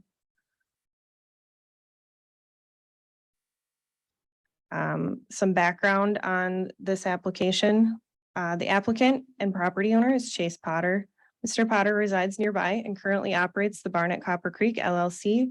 His property is located in the town of Sherman and is within the general agricultural zoning district. The closest dwelling to the barn is located approximately 1,200 feet away. In 2018, the Board of Adjustment approved a special exception permit for agricultural entertainment. In 2021, the town of Sherman issued a Class B liquor license, and the Dunn County Public Health also issued a kitchen license. A complaint was received about a full-service restaurant and the retail sale of alcohol. At the next point here, Zoning Administrator Colson advised Mr. Potter of the complaint. Sale of alcohol would be in violation of the special exception permit they currently held. Zoning Administrator Wodarczyk started and advised Mr. Potter that an amendment would be needed to serve or charge for alcohol and food during weddings / related events. Restaurant nights would not be able to operate. In 2022, Zoning Administrator Wodarczyk confirms position regarding food and alcohol. Mr. Potter requested the BOA to overturn this decision. The BOA declined. Mr. Potter then requested the Dunn County Circuit Court to review and reverse the BOA decision, confirming the zoning department position as to Mr. Potter's special exception permit. The court denied the request of Mr. Potter to temporarily enjoin enforcement of the BOA decision. There were several exhibits submitted along with this application. At this time that I created this, I actually did not know if there was a town opinion submitted yet. I have a feeling that there was a town meeting, but I have not received the minutes. Perhaps the applicant could speak to that later. So permit requirements. Section 13.2.807 of the Dunn County Comprehensive Zoning Ordinance allows certain uses of property to take place upon approval of the BOA, which otherwise would not be allowed under controlling zoning. Mr. Potter is requesting a special exception permit to hold agricultural entertainment on his property. Agricultural entertainment is defined by 13.7.011 as use of agricultural-based buildings, equipment, or land for an event, performance, or activity intended to entertain others, such as festivals, dances, weddings, corporate gatherings, reunions, concerts, haunted houses, and motorized amusement ride. Note, events falling within those broad and general descriptions are not automatically allowed. Approval for events must be obtained through an application, review, and hearing process. That process begins with an application filed with the zoning administrator. In addition to technical identifying requirements, an application is required by section 13.4.0.04 G5 to set forth the specific special use if the application is for a special exception. Special exception permit applications are to be reviewed by the BOA and shall only be granted subject to a number of specified procedures and factors. No special exception permit may be allowed which violates the spirit or general intent of the Dunn County Comprehensive Zoning Ordinance per section 13.4.0.04 F2. Additionally, a special exception permit is not to be granted if it would be contrary to the public health, safety, or general welfare, or would be substantially adverse to the property values in the neighborhood. Finally, in determining whether to issue a special exception permit, the BOA is to consider a number of factors, including whether the desired use constitutes a nuisance by reason of noise, dust, smoke, odor, or similar factors, and is to consider the effect of the proposed use on the surrounding area and its compatibility with the area and the comprehensive plan existing for the property. Staff analysis.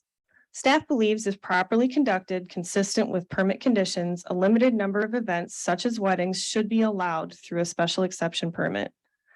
On the other hand, problems have been encountered with Mr. Potter holding events, intending to hold events, which can't be viewed as being allowed by his existing special exception permit. In some instances, Mr. Potter has been specifically advised that certain events he has held or continues to intend to hold are not allowed, such as restaurant nights. For example, the June 19th, 2022 event vaguely described as a dance event. This broad description could be anything from a child's dance recital or a barn dance. As it turns out, it was an adult entertainment event advertised online as Girls Night Out, the show with male dancers and lap dances. Without an adequate description of what will be transpiring at the dozens of types of events requested, without further description, it is impossible to determine whether his request as to each type of event violates the spirit or general intent of the ordinance. It is additionally impossible for the BOA to comply with the requirement to ensure that any approved use does not operate contrary to public health, safety, and general welfare, etc. It is also impossible for the BOA to consider the effect of the proposed use on the surrounding area, its compatibility with the area, and the comprehensive plan applicable for the property. What staff does know of the described events supports the conclusion that any special exception approval would be inappropriate to those events. For example, allowing the applicant to hold dance events that would be open the door to adult entertainment events, which are only allowed in commercial districts. These events are not consistent with the spirit and general intent of the ordinance, nor can they be viewed as being allowable agricultural entertainment. The same conclusion should be reached as to the restaurant nights, which are not permitted within general agriculture zoning district where this property is located. Staff recommendation. It is the recommendation of staff that a special exception permit be issued to Mr. Potter, allowing for weddings, wedding rehearsals, and wedding receptions subject to conditions. The special exception permit should allow for the two modifications requested by Mr. Potter, as those events would allow him to sell alcohol at the events and serve food prepared on site, again, subject to the stated conditions. In addition to those events, which should be specified as the allowable events, it is recommended that adoption parties, anniversary parties, baby showers, baptisms, bar, bat mitzvahs, birthday parties, bridal showers, bridal showers, graduation parties, and graduations be allowed. Staff believes that those events are similar to the existing approved wedding type events and should be allowed to occur in a manner that's consistent with the wedding type events. It is recommended that Mr. Potter's request to hold all of the events on Exhibit 4 spreadsheet and any events substantially similar to the other events in this list be denied. And then we have the recommended conditions, and I can bring that up if you'd like to take a look now. Does the board want to continue with the conditions, or do you want to have the applicant speak first? Don't everybody speak at once. Let's hear him. Let's hear it. Okay. If the applicant would like to speak, would you want to come forward, Chase? State your name and address for the record.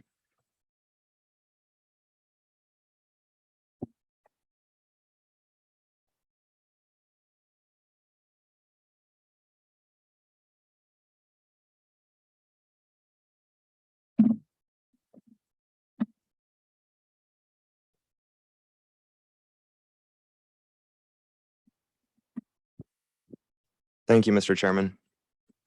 My name is Chase Potter. My address is N7706 500 Street, Menominee, Wisconsin 54751.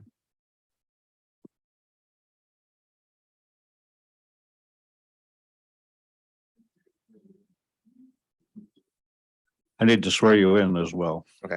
You solemnly swear to tell the whole truth and nothing but the truth, so help you God? I do, Mr. Chairman. Thank you. I just want to speak quickly at the beginning here to a few of the concerns raised in public comments. As chairman of the town of Sherman, I've always recused myself from any matter relating to my own interest. I wasn't even in the building when the liquor license was granted. The liquor license is not a reserve liquor license, which does cost $10,000 under Wisconsin statutes. It's an above quota license, which does not have a statutory minimum of $10,000. As far as taxes go, those are set by the assessor. It's not something I have control over. I'm also not suing the Board of Adjustment over the dairy breakfast. I don't know where that came from.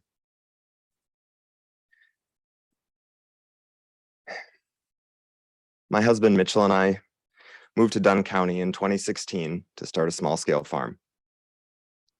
We fell in love with the area and the old barn on the property, and we decided to take the plunge and start a business, specifically an event venue in our barn. We saw the value in restoring and preserving a historic structure, and we love the idea of opening a venue which could bring more diversity and inclusivity to Dunn County. In 2018, we finished the first phase of work on the historic barn that we had restored ourselves over the previous 3 years, and we also obtained a county zoning permit for agricultural entertainment from the Board of Adjustment, or BOA, that specifically allowed us to hold commercial type events and activities in our barn that fell underneath the definition of agricultural entertainment. We opened our venue, the Barn at Copper Creek, in July of 2019. There's a lot of information here, and there's a lot of complex issues that I'm going to discuss. In a nutshell, we got a permit for agricultural entertainment in 2018, and we still have that permit. Over the last year, the zoning administration has reinterpreted our permit and changed their position at least 5 times, which led to a lawsuit against the Board of Adjustment regarding the sale of food and the sale of alcohol. The zoning administration has repeatedly threatened to revoke that permit during the pending litigation unless we apply for a new permit for the same thing. That's why we're here tonight. I'm going to walk you through what has happened so that you can see how many times the zoning administration has changed their position, how they have been wildly inconsistent, how they've threatened revocation on an illegal basis, and why it has led to this new permit request. Then I'm going to talk about similar businesses that sell food and alcohol on ag-zoned land. And finally, I'm going to talk about our business, the new permit proposal, and the staff report, which was provided to the BOA for tonight's meeting and in part read by Zoning Administrator Wodorczyk.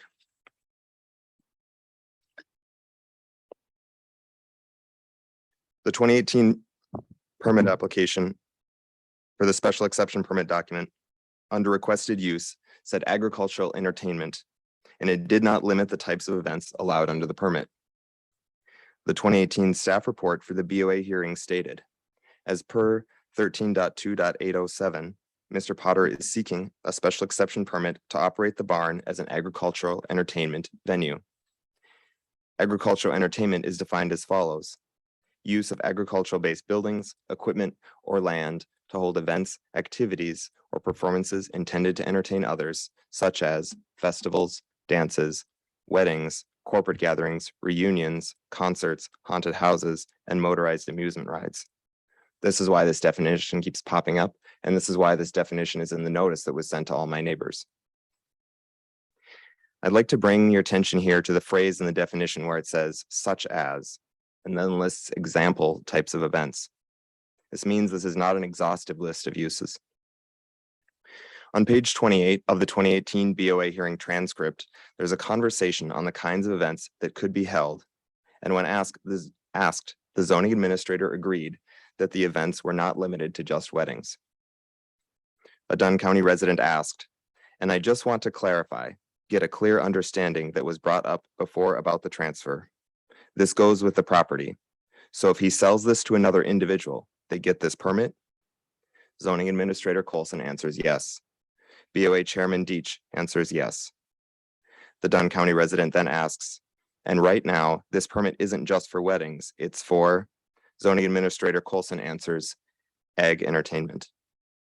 On page 88 of the 2018 BOA hearing transcript, there's a conversation on whether aspects of the venue could change, and the BOA chairman agreed that the venue could be used for different types of events.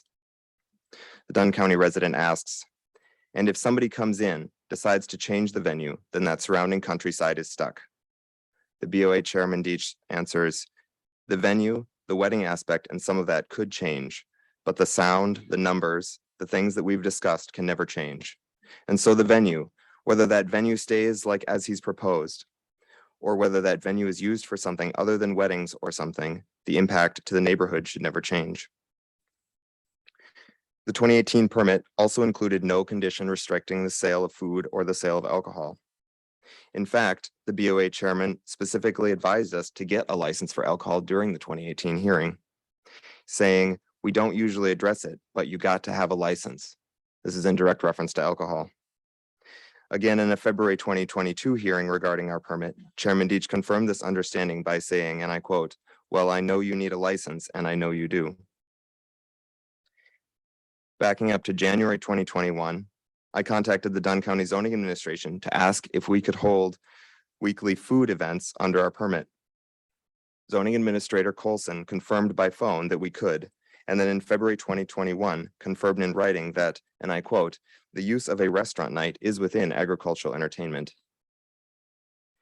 After this clarification affirming permission from the zoning administrator, we began phase 2, which was another expensive remodel incorporating bathrooms, additional dining space, and a kitchen to support the events. This renovation, based on the confirmation of the zoning administrator, was done at a cost of approximately $100,000. After obtaining the necessary licenses, we planned 6 restaurant night events for the year, which were planned for only 4 hours each. In August 2021, the zoning administration suddenly reversed its previous position and determined that a quote, restaurant night use was not allowed. This reversal was made just 6 months after the original determination to allow the use and after phase 2 at a cost of $100,000 was complete. The zoning administration told us that we could not use our legally issued alcohol beverage license from the town of Sherman, which is the sole regulatory authority for the sale of alcohol beverages in the town of Sherman. I'd like to recap for a moment here.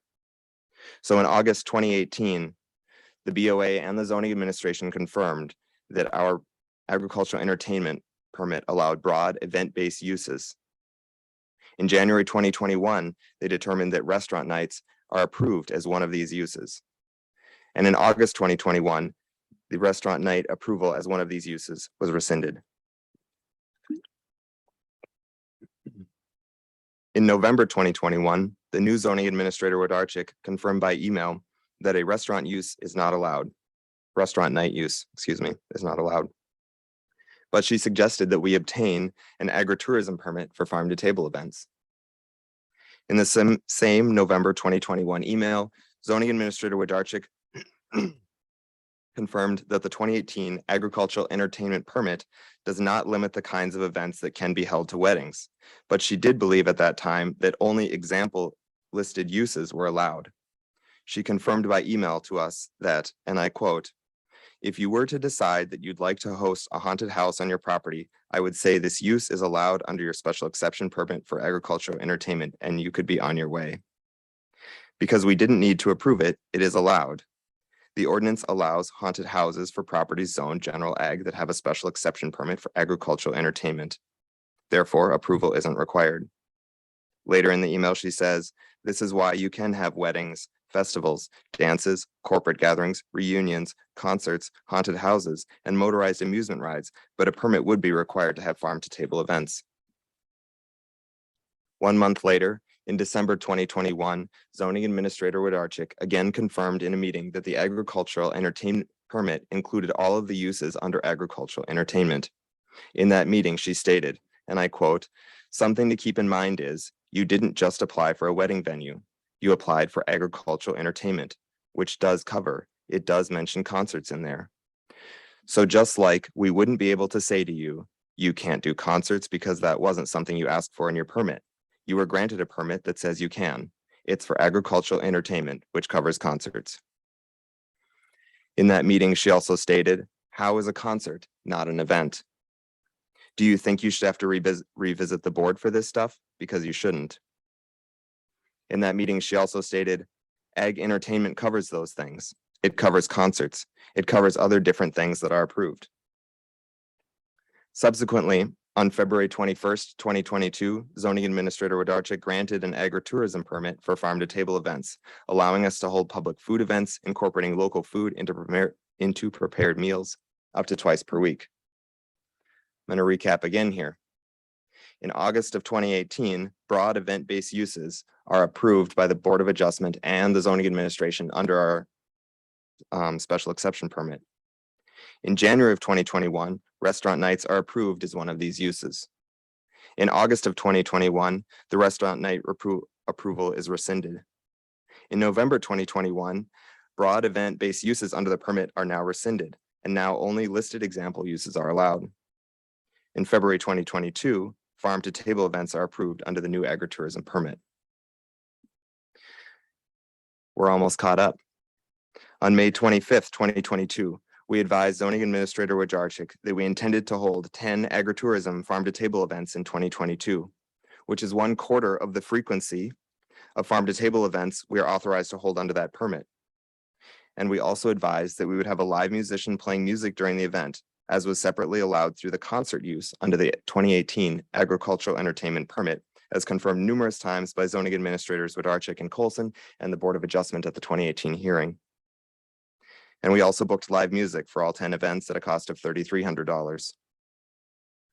Later that day, zoning administrator Wodarczyk emailed and stated that, and I quote, later that day, zoning administrator Wodarczyk emailed and stated that your original permit was approved for weddings and related events. It was not approved for festivals, dances, corporate gatherings, reunions, concerts, haunted houses, or amusement rides. The issuance of a special exception permit for agricultural entertainment does not automatically grant the applicant approval for all of these uses. A special exception is not an umbrella use permit.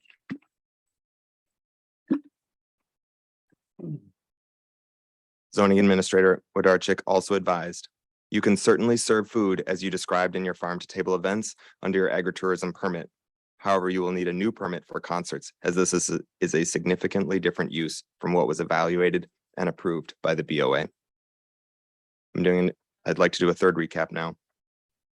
So in August 2018, broad event-based uses are approved under the permit. January 2021, restaurant nights are approved as one of those broad uses. August 2021, restaurant nights approval is rescinded. November 2021, broad event-based uses under the permit are rescinded, and now only listed uses are allowed. February 2022, farm to table events are approved under the new agritourism permit. And in May 2022, now all listed uses under agricultural entertainment are rescinded except for weddings and wedding related events. Now we're caught up to last week. On June 14th, 2022, the zoning administration issued a staff report to the BOA, which included screenshots of farm to table events from our business Facebook page, and advised the BOA that we are still engaging in a restaurant night use in violation of zoning administration orders. For the zoning administration to recast the authorized farm to table events as restaurant nights in violation of the ordinance is outrageously misleading. You might also notice when you get down to this part of the report that the zoning administration cut off the title of the farm to table events from the Facebook page in the screenshot they sent you. At this time, I'd like to pass out menus to the board members so that you can see what we actually held on May 27th, I believe was the event night.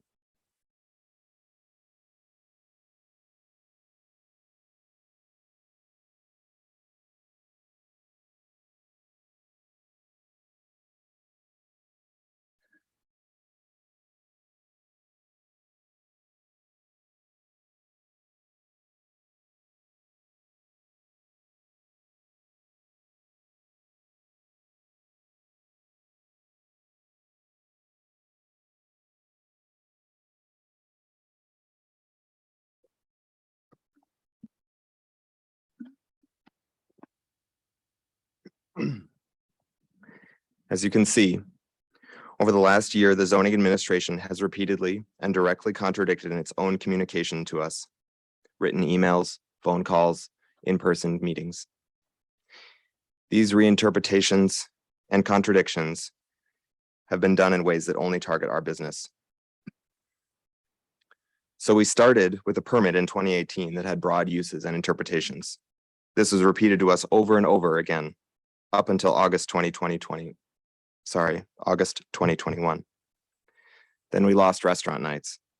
Then we lost the broad definition of agricultural entertainment completely and were left with only listed uses. Then we lost all the listed uses too, except for weddings and wedding-related events. Then we lost farm-to-table events because they aren't farm-to-table events, they're restaurant nights. A month ago, on May 25th, zoning administrator Wodarczyk wrote me an email saying, and I quote, "Please know that you're always welcome to call the zoning office and ask whether uses are allowed or not ahead of time." Is that so? And how long until that interpretation changes? And what are all of these reinterpretations based on? Nothing really, as it turns out. And it's based on ambiguity in the ordinance. It doesn't say any of this. The zoning administration created out of thin air. How can anyone run a business like this? Next month, will they tell me we can't have music at weddings? That we can't have ceremonies outside? I have no idea. Over and over, we have been told we can hold a type of event up until the moment we actually try to hold that kind of event, at which point it's no longer allowed. I'd like to quote Wisconsin statute 895.463, zoning ordinances. It states, "In any matter relating to a zoning ordinance or shoreland zoning ordinance enacted or enforced by a city, village, town, or county, the court shall resolve an ambiguity in the meaning of a word or phrase in a zoning ordinance or shoreland zoning ordinance in favor of the free use of private property." Next, I'd like to quote the Wisconsin Supreme Court in the case Cohen versus the Dane County Board of Adjustment. And they stated, "The provisions of a zoning ordinance must be in clear, unambiguous, and peremptory terms." This means that the zoning administration can't just make up rules as it goes along. The ordinance has to say it. The permit has to say it, or it can't be enforced. And it doesn't say any of this anywhere. I'd like to talk a little bit about our permit conditions, which have come up multiple times tonight. Wisconsin law states under statute 59.69, section 5E subsection D, that once granted, a conditional use permit shall remain in effect as long as the conditions upon which the permit was issued are followed. At this time, I'd like to read the permit conditions from our 2018 permit. There are 9 of them. Number 1, the applicant may hold events from May through October of each year from 10 a.m. to 11 p.m. Number 2, no camping or overnight guests are allowed on the property. Number 3, there will be a maximum of 300 guests at any event. Number 4, amplified music may only be played in the barn. Number 5, all facility lighting shall be shielded or pointed down. Number 6, applicant shall provide at least 1 toilet per every 75 guests. Number 7, applicant will present their event plan to the town of Sherman and Dunn County on an annual basis. Number 8, music cannot exceed 70 decibels at 300 feet from the barn and may not be played after 11 p.m. Number 9, there shall be no parking on the town road. An applicant shall submit a parking plan that includes fencing along the road, signage, and 40-foot gravel driveways that meet the town's residential driveway ordinance. Said plan shall be approved by both the town and Dunn County. Which of those conditions have anything to do with what kind of event we can hold? Which of those conditions have anything to do with the sale of food or the sale of alcohol? In fact, the zoning administration has never suggested that we have violated any of the 9 conditions on our permit. which is the only basis on which a conditional use permit can be revoked. Yet, the zoning administration has repeatedly threatened revocation. What does revocation mean? Revocation means shutting down our business and our livelihood. It means destroying our life savings and the last 6 years of our lives. Even the folks who spoke against us tonight said that they didn't want to shut down our business. And yet this threat is based on something that can't even be done under the law. So later on, as you consider the new permit tonight, which if it's approved as proposed in the staff report, would be the most restrictive agricultural entertainment permit that this board has ever granted, I ask the board to consider this question tonight. Which condition on our existing permit have we actually violated? What have we done wrong? What did we do that necessitated these revocation threats and this new permit, which would be the most restrictive permit this board has ever granted? I think you'll find after thoughtful consideration that the answer is that we haven't ever violated any of our conditions and that the oppressive restrictions suggested by the zoning administration are without a rational basis. So I've explained how over the last year, the zoning administration has reinterpreted our permit and changed their position numerous times, which led to a lawsuit against the Board of Adjustment regarding the sale of food and alcohol. I've explained how the zoning administration has repeatedly threatened to revoke that permit on an illegal basis during the pending litigation, unless we apply for a new permit for the same thing, which is the reason we're here tonight. So why are they doing this? I believe, and this is my opinion, is that it's because the zoning administration is angry. They're angry that we insisted that the zoning administration follow its own ordinance, that it follow the law, and that it read our permit as it was written and not as they might have liked it to be written. I think they're angry we appealed their decision to the Board of Adjustment in February and subsequently sought circuit court review of that decision, which is our absolute right under Wisconsin law. It is not a basis for punishment or malicious enforcement action. In the February hearing, Corporation Counsel Lang stated that, and I quote, "You got to follow the rules, you got to follow the law, and they would simply rather not do that." Lang went on to compare us to an Applebee's and said that, and I quote, "There aren't any events that are being held. It's a restaurant. What they're proposing now is that you can just go out there from 8:30 in the morning until 2:30 in the next morning, and you can order Manhattans to your heart's delight." For the record, we've opened to the public a total of 8 times for public food events for a maximum of 4 hours each time between 5 p.m. and 9 p.m. We have never proposed nor ever desired to be open in the way that Mr. Lang described. We would certainly be the first Applebee's I've ever heard of that is only open 8 times in a year. On numerous occasions, we have attempted to discuss and explain our situation to county board members. But Mr. Lang has forbidden the board members from even talking to us. We have invested approximately $500,000 into Dunn County to create a business, which by Mr. Lang's own description is absolutely wonderful. And we bring hundreds of thousands of more dollars into Dunn County every year by the events that we host, which bring people from other counties, other states, other countries. Yet we're barred from speaking with our own public officials. How is this appropriate? In the December 7th, 2021 meeting with Zoning Administrator Wojdarczyk, when we did not agree with some of her interpretations, she warned us that, and I quote, "We could get harder on this if you want to. We could come after it." In my opinion, I understood this to be a threat of more stringent and targeted enforcement action against our permit. So when we asked for circuit court review, in my opinion, the zoning administration made good on what I interpreted to be a threat from Zoning Administrator Wojdarczyk to clamp down on our permit and reinterpret once again what we could do. As you can see from these quotes and from the staff report, the zoning administration has gone to extraordinary lengths to show that we're non-compliant, to show that we seek to break the ordinance and the law at every opportunity. But this couldn't be further from the truth. In reality, we are complying with all the orders of the BOA and the zoning administration, even the ones that we believe are clearly in violation of state law. We stopped doing restaurant nights after the BOA ordered us to. We stopped selling alcohol at our public events after the BOA ordered us to.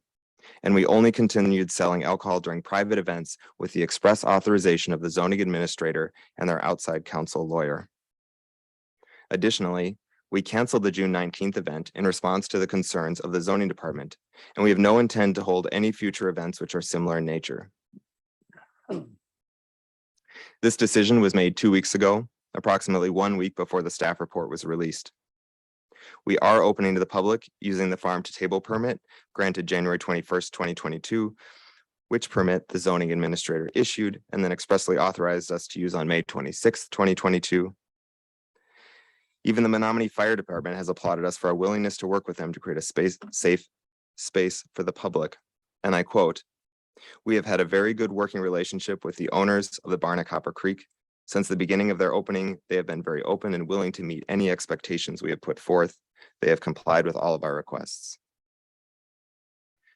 Notably, even zoning administrator Wodarczyk told me on several occasions before the lawsuit, and I admit in this case I am paraphrasing, but she said things to the effect of, "It seems like you guys do everything right." Regardless, no matter how correctly we secured our permits or how diligent we were to seek permission in advance for the events we held, our permit and the ordinance have been reinterpreted so many times in the last 9 months that it's been almost impossible to keep up. Ultimately, we feel that these numerous reinterpretations have been arbitrary, malicious, and ultimately have no basis whatsoever in the ordinance or the law. I want the board to understand this fully. At this time, the zoning administration wants to shut down our business. There's simply no other explanation. And at what cost? Certainly, there's been a cost to our business in reputational damage, but also legal expenses and lost revenue exceeding $20,000. But there's also a cost to the county. And I'm not just talking about their legal fees for outside counsel, likely at a cost of $400 to $500 an hour, not only to defend a lawsuit, but I suspect to write the staff report, which is beautifully persuasive, but also blatantly misleading.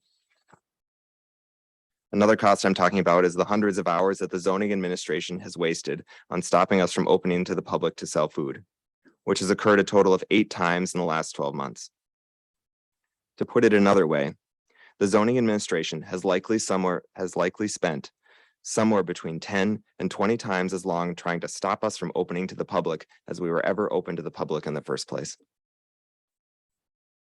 All for activities which were authorized as restaurant nights, then had their authorization rescinded, then had that new authorization for farm to table events, only to have that authorization subsequently rescinded by implication as the zoning administration refused to consider the activities as anything but restaurant nights.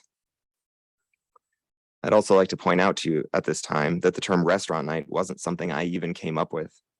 It was zoning administrator Colson who first called it that. The last cost is to Dunn County itself. The zoning administration's crusade to regulate every single aspect of our business is sending a clear message to entrepreneurs and businesses that want to open or expand in Dunn County. That message is that county zoning regulations are mercurial, subject to the personal whim of unelected officials and liable to change at any moment without a legal basis. It also serves as a warning to anyone who might dare exercise their right to ask for court review of a decision which appears to be in violation of the law. I firmly believe that the zoning administration intends to make an example of us to prevent others from challenging them in the future. But tonight, you as a board will have an opportunity to send another message. You have the ability to tell the zoning administration that this kind of behavior is unacceptable and has no place in Dunn County.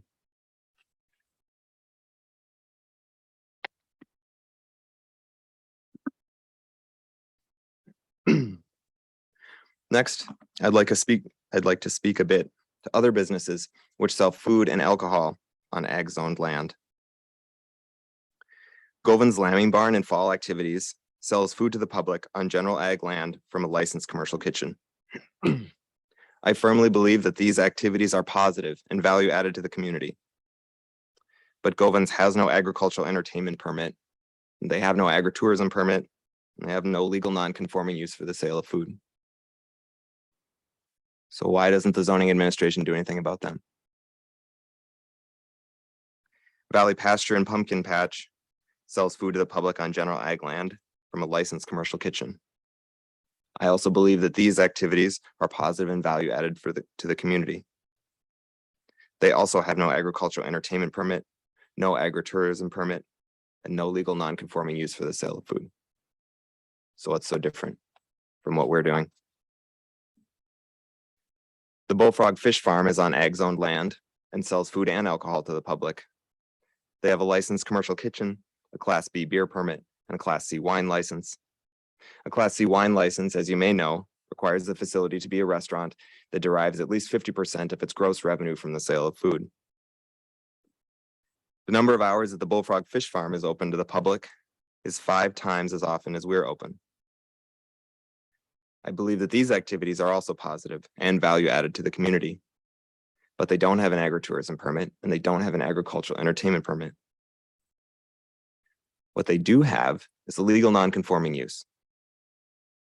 So how did they get it? Well, they got it by operating in open violation of the ordinance for more than 10 years. In fact, they operated in open violation of the ordinance for 17 years. Yet it was only a few months ago that the zoning administration finally bothered to investigate and subsequently agreed with this fact and notified the Bullfrog Fish Farm that they are operating in open violation and are allowed to continue only due to their legal non-conforming use status. Over those 17 years, they've sold food and alcohol to the public 200 times as often as we have. Don't get me wrong, I think the Bullfrog Fish Farm is a great thing. I've been out there and I enjoy it a lot. But how is what we're doing any different, and how is it harmful? And how exactly is it a violation of our permits? The simple answer to those questions is that it's not, and that the enforcement action and threats of revocation from the zoning administration are selective and discriminatory, and that they treat the barn at Copper Creek differently than every single other business selling food or alcohol on general ag zoned land in Dunn County. So where does this leave us? There's a new permit on the table tonight, a permit for agricultural entertainment. Despite the Wisconsin Supreme Court's and the legislature's guarantees that ambiguity must be resolved in the free use of private property, that's not the way the zoning administration has proceeded over the last 12 months. So in this permit, I listed all the events that we might one day hold. Unfortunately, I can't see into the future. So I had to push myself to think of every type of event we might ever want to hold. That's why you have a list in front of you tonight that's patently ridiculous. Because it's not supposed to work this way. If the zoning administration were following the law and the ordinance, it wouldn't work this way. But they won't, and so here we are. With a list of 115 events which we might one day hold. But I don't know if we will or not, because I can't know. And I don't want to pay another $800 for a special exception permit every time someone wants to rent our event venue for a slightly different event. Remember back in December, when zoning administrator Wodarczyk stated, "Do you think you should have to revisit the board for this stuff? Because you shouldn't." I'm going to talk a little bit about the staff report now. The staff report focuses overwhelmingly on a single event, the June 19th event, which it describes as adult entertainment, and the report goes on in great detail on how objectionable the event will be. We canceled the event 2 weeks ago based on concerns from the zoning administration, which is also 1 week before the staff report was released. If the zoning administration wouldn't have stopped replying to my emails weeks ago, they might have been aware of this. Or perhaps they were aware and didn't bother to update the staff report because it didn't support their position.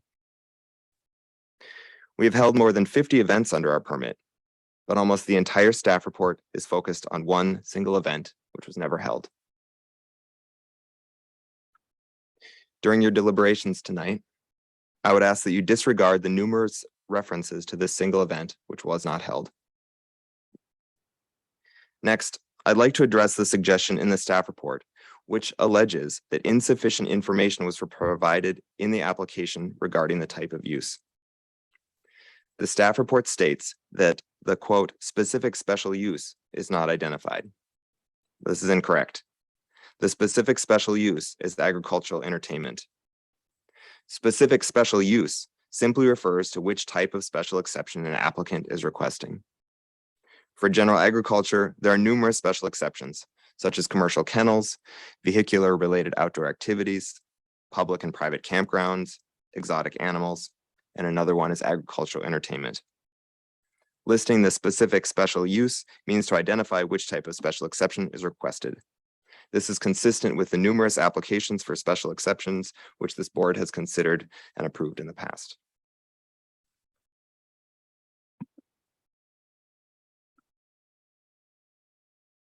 If it were true that the ordinance's requirement of identifying the specific special use was not met for any of the listed events, then the board cannot know what the impact to public health, safety, and general welfare would be and cannot approve the request tonight for any event under the application because it does not meet the ordinance requirement.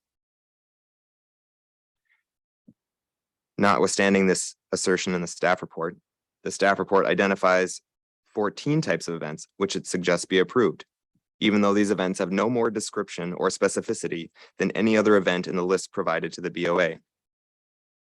How can the staff report recommend approval for some events and not others when it contends that none of the events meet the ordinance's requirement for specificity? The answer is simple, of course, and that is that the application does meet the requirement of the ordinance and that the board may consider the entire list of events in tonight's hearing. The events themselves that the staff report suggests be approved tonight are quite arbitrary. It suggests approval of bar mitzvahs and birthday parties, but not quinceañeras or sweet 16 parties, which are also birthday parties. It suggests approval of baptisms, but not the celebration of life. And it suggests approval of anniversary parties, but not reunions, which ironically is one of the listed uses underneath agricultural entertainment. Furthermore, it suggests denial for most of the uses suggested under agricultural entertainment, such as corporate gatherings, dances, concerts, haunted houses, etc., which zoning administration staff has repeatedly confirmed are allowed under the existing permit up until May 26th, of course, when they suddenly reversed their position. Bizarrely, the staff report specifically describes concerts and dances as, and I quote, just as objectionable as the restaurant night events. At this point, I'd like to remind you that the very definition of agricultural entertainment in the ordinance includes dances and concerts, and that up until 3 weeks ago, the zoning administration confirmed that these uses were allowed under a current permit. Maybe you're able to find more logic or clarity here than I do, but I have to be honest that I'm confused by how multiple events specifically listed as example uses in the definition for agricultural entertainment can be considered objectionable and unable to be approved under an agricultural entertainment permit. In my view, this is a staff report in conflict with itself and the ordinance. Whoever drafted this staff report, and in my opinion, I firmly believe that person to be Dunn County's outside counsel, appears to disagree with what the ordinance says. But authority is not given to the zoning administration to rewrite the zoning ordinance. So instead, we get this staff report, which directly contradicts it. Lastly, regarding the staff report, I'd like to speak briefly to the point regarding a request for a temporary restraining order against the Board of Adjustment, which was denied by the Circuit Court. What the staff report did not mention is why it was denied. It was denied not because the court found or did not find that our arguments had merit. It was denied because the judge found that another element required for a TRO, the temporary restraining order claim, was not met. That's the element of irreparable harm. The judge pointed out that since our damages are financial in nature, those damages are not irreparable. And he suggested that we sue Dunn County again for damages. What the staff report also failed to mention is that in that same hearing that the judge took the extraordinary step of allowing additional evidence into the record, the test for which is finding evidence of wrongdoing on the part of either the zoning administration, the corporation council, or this board. As described by the case in Sills versus Walworth, heard in front of the Wisconsin Court of Appeals. The judge for our case agreed that this test was met, and therefore that either the zoning administration, the corporation council, or the Board of Adjustment acted in a way that showed evidence of wrongdoing. It's not looking great for Dunn County.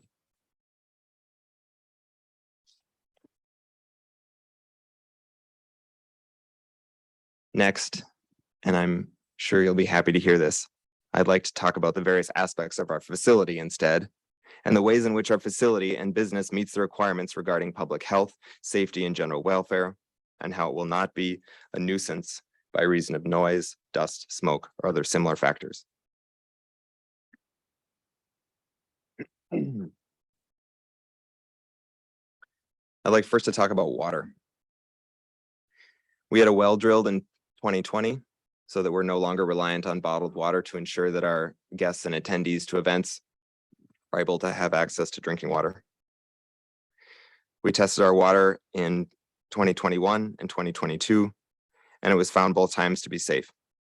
In fact, the Dunn County Health Department applauded the water quality, saying that 3 parts per million of nitrates was particularly low for a farming area.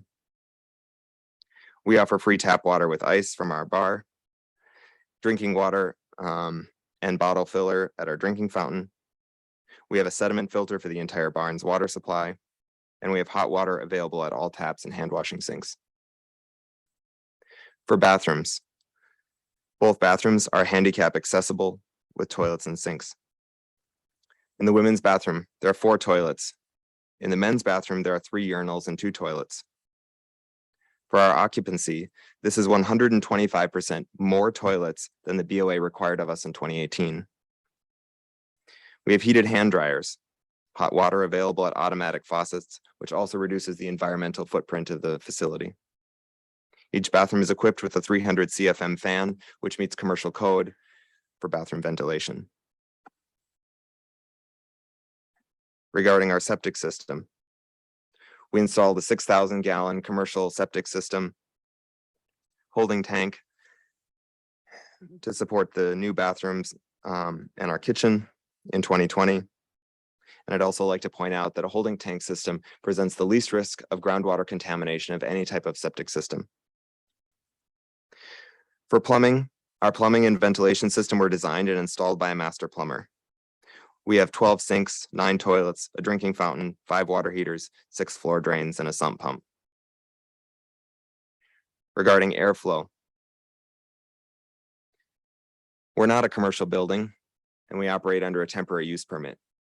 However, in every situation where presented, we've tried to meet or exceed commercial code. Airflow is another one of those situations. Commercial code for a commercial building would require that we have 7.5 cubic feet per minute of mechanical ventilation per person in the facility. With a 300-person limit, that results in a 2,250 CFM mechanical ventilation requirement for fresh air. I'm sorry. 2,250 CFM mechanical ventilation for fresh air. The barn has 3,900 CFM of mechanical ventilation, which is 75% more than is required by commercial code.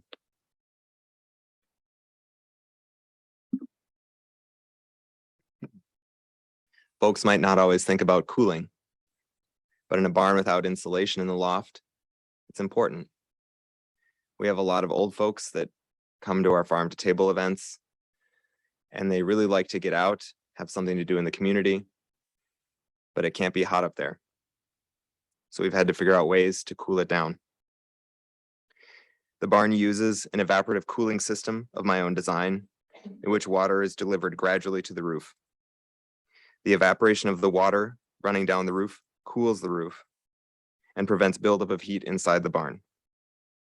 For every 1.5 gallons of water that evaporates from the roof, the equivalent cooling effect is achieved of running a 1-ton air conditioner for 1 hour.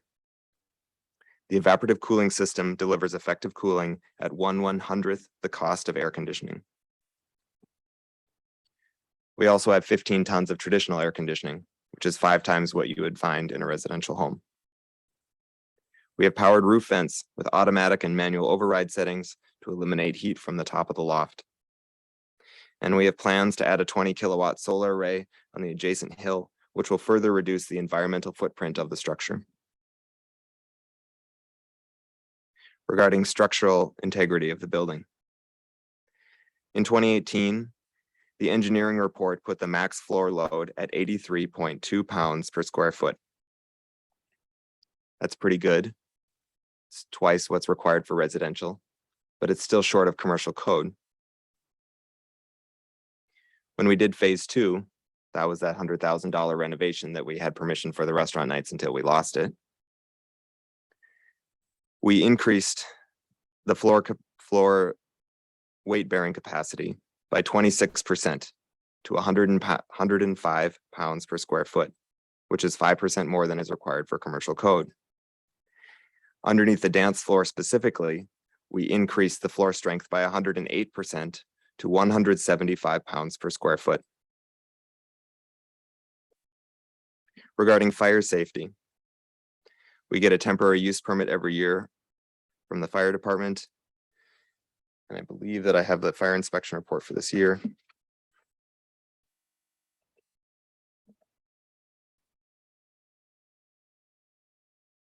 going to hand this out to the board members at this time.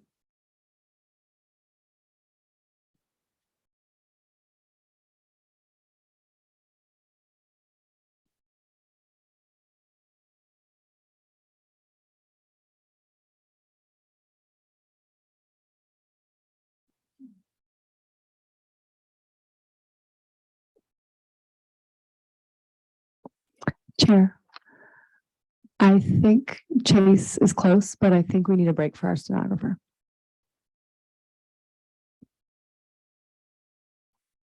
How much longer? Just a moment, Mr. Chairman.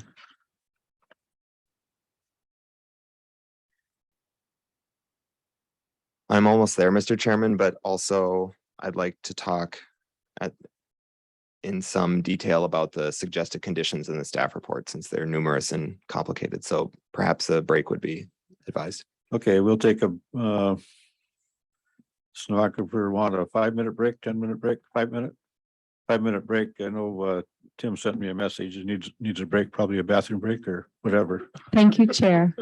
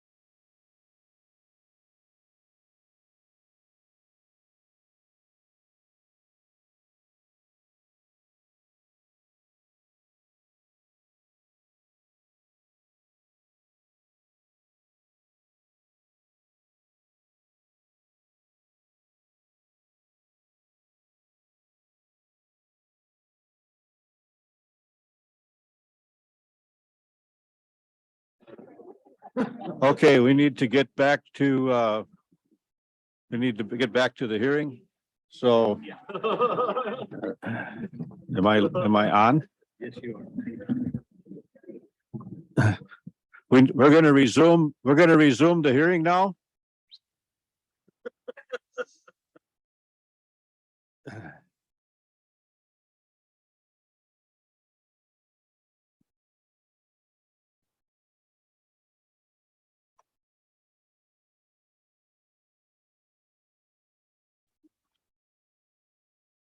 Okay, go ahead. Go ahead, Chase.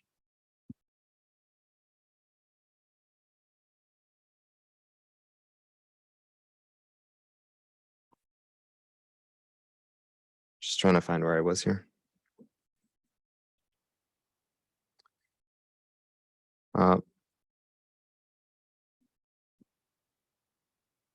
So moving on under fire safety. We do get the temporary use permit every year. We have hardwired interconnected smoke detectors, carbon monoxide detectors, exit signs with emergency lights, and fire extinguishers. I'd like to talk next a little bit about employees. When we added the commercial kitchen, got our alcohol beverage license, and completed phase 2 and started opening for the farm to table events, or at that time as they were allowed to be called restaurant night events, we hired people. Right now, we have multiple part-time employees and 1 full-time employee. During weddings, we pay between $15.50 an hour and $18 an hour. And during the food nights, we pay between $7 and $10 an hour plus tips. And our food night employees have made up to $50 per hour with tips. These aren't minimum wage jobs. They're important supplemental or primary income for residents in Dunn County.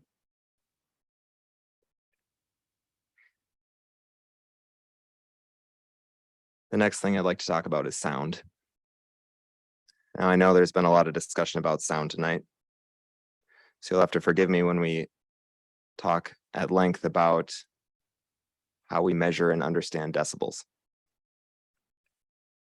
We currently operate under a restriction of 70 decibels at 300 feet. This is a reasonable restriction, and we've always carefully followed it. For all of 2022, we have been recording the sound at 300 feet, and we are comfortably under the noise limit in every situation. At this time, I'm going to hand out a document to the board members, which shows the decibels at every single event that we've held this year.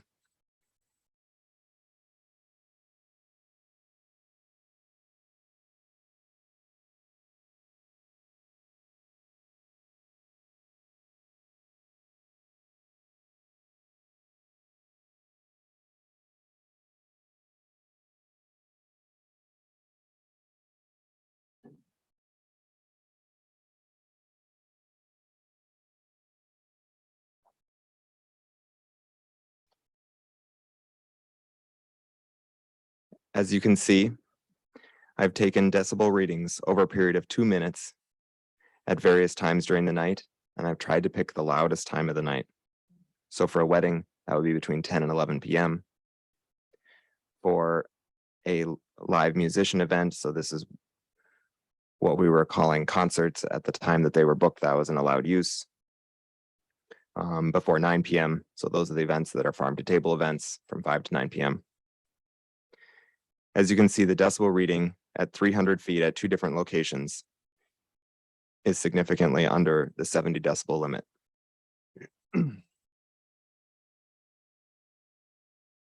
My neighbor John Sipple is here tonight, and he's provided public comment at this meeting and various other meetings, alleging we're in violation of our noise restriction. This is false, and you can see it from this document. I'd also like to note that Mr. Sipple lives on the other side of a very large forested hill. There are 17 other residences that are closer to the barn than where Mr. Sipple lives, and in direct line of sight with the barn, and therefore have a much greater impact of sound if sound were a problem. However, it seems to be only Mr. Sipple who feels that we're too loud. At this point, I'd like to pivot a bit and begin to address the suggested conditions on the staff report. Before I talk about conditions, I'd like to quote another Wisconsin statute, 59.69(5)(e), subsection B2, which states, "The requirements and conditions described under subdivision 1 must be reasonable and, to the extent practicable, measurable, and may include conditions such as the permit's duration, transfer, or renewal." I'd like to ask the board to keep those words in mind as we discuss conditions tonight. Reasonable, and to the extent practicable, measurable. Suggested condition number 3 on the staff report suggests that noise be restricted to 50 decibels at any property line. To most folks, decibels are somewhat arbitrary. What does 50 decibels sound like?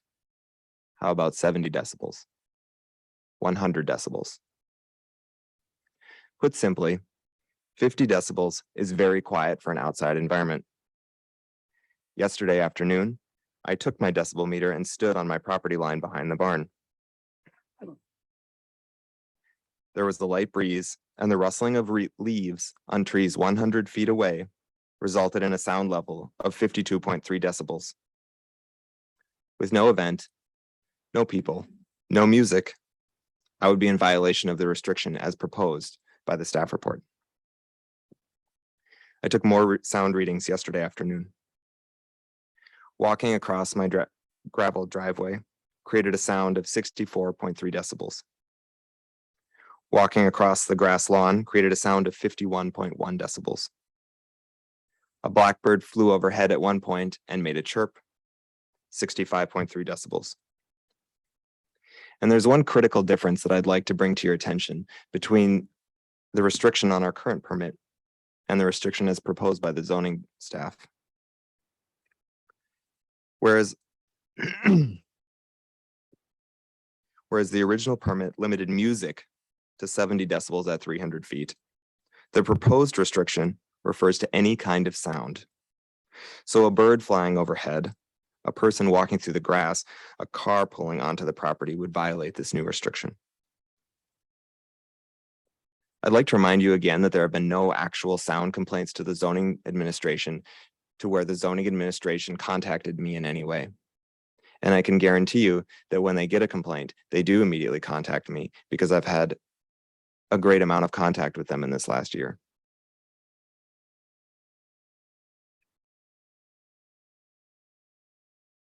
Still though, how do you compare the proposed limit of 50 decibels at the property line to the current limit of 70 decibels at 300 feet? Well, the property line is 30 feet away. And if we want to compare apples to apples, we do it with math. Decibels are a measure of sound pressure level, and they operate according to the inverse square law. This means that an increase in distance results in a decrease in sound that is the square of that distance. So if you multiply distance by 2, the decrease in sound is 4 times as quiet. If you multiply the distance by 10, the decrease in sound at the new location is 100 times quieter. What you get is that a 50 decibel limit at the property line, which is 30 feet from the barn, results in 30 decibels at 300 feet. To put more simply, what the zoning administration is suggesting is that we reduce the sound restriction to allow us not 70 decibels at 300 feet, but 30 decibels at 300 feet. Okay, 70 decibels versus 30 decibels. What does that mean? Can I just interject for 1 second? We are totally able to adjust these conditions, and you can suggest conditions that you feel would be more reasonable, that you feel that you could meet. We're certainly open to that.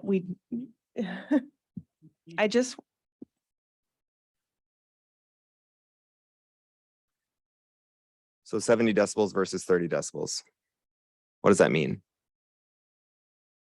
Decibels are a logarithmic scale, which means every increase or decrease in 10 decibels results in 10 times the increase or decrease in sound. So to go from 30 decibels to 70 decibels is a change of 40 decibels. Or to put it another way, an increase in sound by a factor of 10 to the fourth power, 10 times 10 times 10 times 10, which is 10,000. Let me be absolutely clear here. In the absence of any actual noise complaint to the zoning administration, the zoning administration has suggested that you place a sound restriction on our new permit, which is 10,000 times more restrictive than the current restriction on our permit. In my mind, I'm remembering that word in the statute, reasonable. But this isn't simply unreasonable, it's outrageous. And it's perfectly indicative of the type of treatment they have subjected us to for the last 12 months.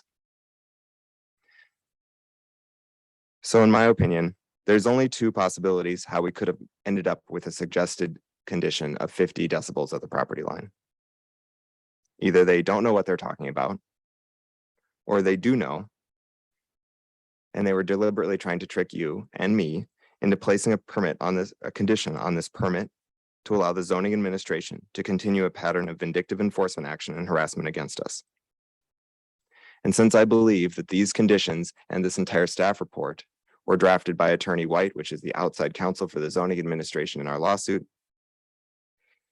who is a lawyer with decades of experience, I'm inclined to think he does understand the way that sound works, which leads me to believe what's happening is the latter.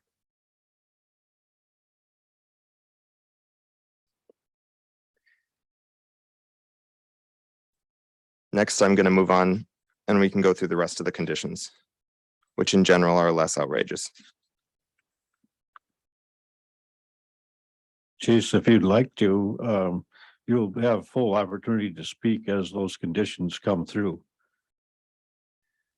And that might be more timely and more relevant than going through them.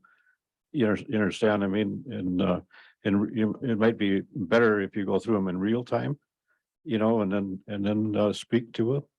Yes. It's up to you. I mean, you're free to keep going. Yeah, thank you for the suggestion, Mr. Chairman. I'm fine with that approach. There's just one other condition that I'd like to speak to first. It's the recommended condition number 1, which states the owners of the property to which this special exception is issued will abide by all representations and commitments made in their application, as well as before the Board of Adjustment, and in accordance with all conditions to the special exception permits taken as a whole as approved by the Board of Adjustment. That might sound a little weird to you. And the reason is because it is a little weird. I'm pretty good at this stuff, and I had to read that 5 times last night to sort it out. And then I emailed my lawyer and I said, "What is this?" And he remarked that it was a bit underhanded. What this condition seeks to do, the way it's drafted, is to tie these two permits together. Our original permit and the permit that we're approving tonight, or excuse me, that may or may not be approved tonight. If this condition makes it into the permit tonight, both permits will be completely commercially non-viable and will in essence result in revocation, because any condition underneath this new permit could be used to revoke our original permit. I believe, without a doubt, based on the language in condition 1, that this was intentional. This was intended to trick either the Board of Adjustment or me into accepting a new permit, which bound both permits together and included conditions under the new permit that could then be applied to the old permit and would in effect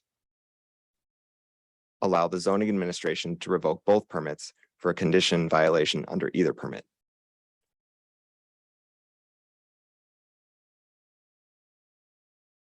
Then there's no more lawsuit. If our permit gets taken away because this was successful in getting through, the zoning administration wins. That's why this condition is in here. During your discussions, I would ask you to reconsider the way that this condition is written, or preferably to remove it completely. I would like to speak to other conditions too, as the board gets to them. However, at this time, I would like to thank you for the opportunity to comment. Okay, thank you, Chase. If you want to just stay up there for a little bit? Oh, yeah, you want to sit down? Yeah, go ahead. I wouldn't want to stand up forever either. You probably know how those work. You just push the, I don't know, it looks like a person on there.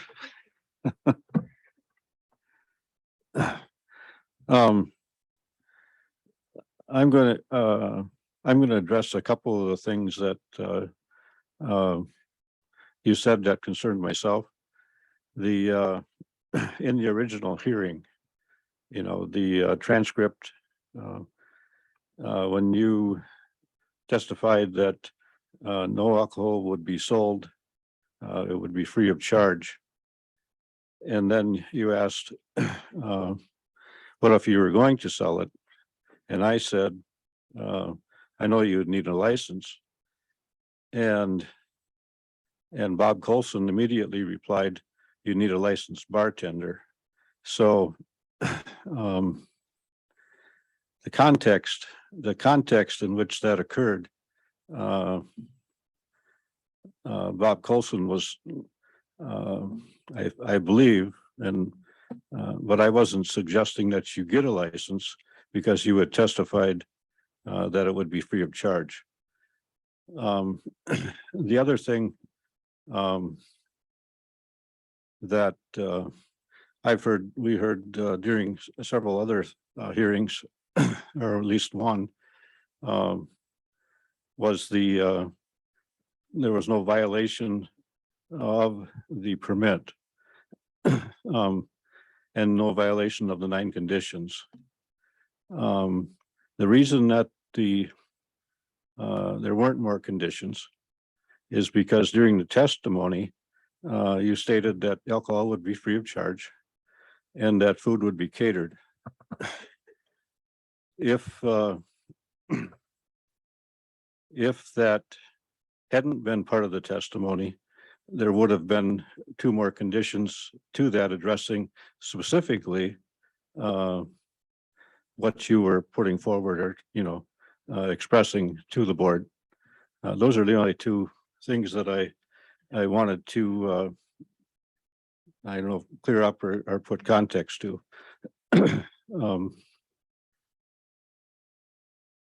During the public comment, stated that during the appeal, they said we shouldn't even be here. The reason I said that is because in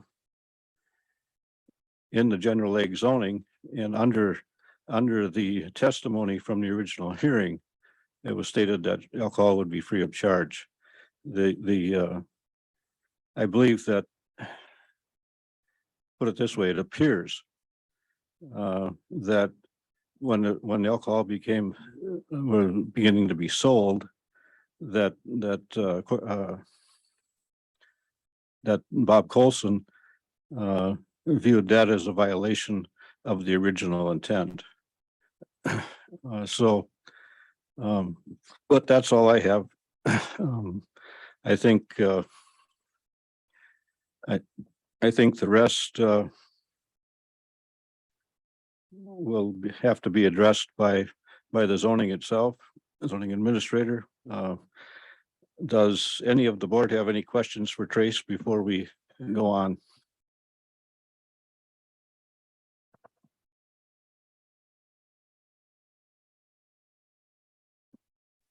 Otherwise, we will kind of go through, and I think I'm going to have you start going through the material. It's already 8:30. If this goes on too late, I may postpone to another day to continue. But let's keep going and see where it leads us in time here. So, okay. So I just want to start off, and I apologize for interrupting you, but all I wanted to say was you are definitely able to adjust any of these and make suggestions as we go through these. Same with anybody in the board. These are just suggested conditions so that we keep everything from violating the ordinance and keeping within the spirit and intent of the ordinance. So we can certainly take things out, edit things however the board sees fit. And I wanted to add to the 50 decibels. After writing the staff report, I actually did contact the sheriff to ask him what he thought a reasonable decibel level was. And he did agree that 50 was quite low. So I do suggest that we change that. And the reason that I did the property line was this was an easily measurable line, rather than anyone having to go onto the property and interrupt an event or cause some kind of issue. I thought this was a little nicer, but we can certainly change that. And as far as number 1, we have used different language in the past, which we could certainly use. And I could bring that up if the board would like. Why don't you bring it up on the screen? And so, like I said, I read everything at home, but my computer won't print.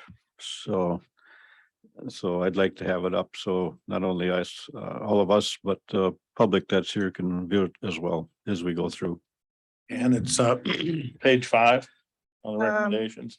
Here, one sec. Yep, starts at the bottom of page 5. Okay, so right now we have the owners of the property to which this special exception is issued will abide by all representations and commitments made in their application as well as before the Board of Adjustment and in accordance with all conditions of the special exception permits taken as a whole as approved by the Board of Adjustment. Mr. Chairman, if I may. I have a rewrite of recommended condition number 1. May I interrupt you for a second? I would just like to ask a process question here. We don't have a motion on the table and we haven't had this body decide whether or not we are making a motion tonight. So I was hoping that this group of us 4 can talk about whether we want to make a motion tonight. It seems as if we have made a decision in 2018.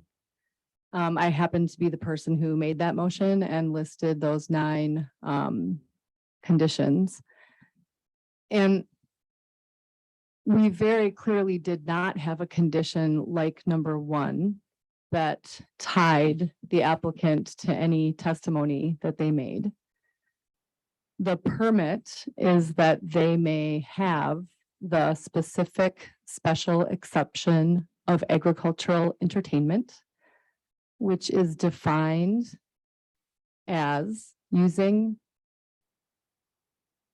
an agricultural building and land, in their case, to entertain people.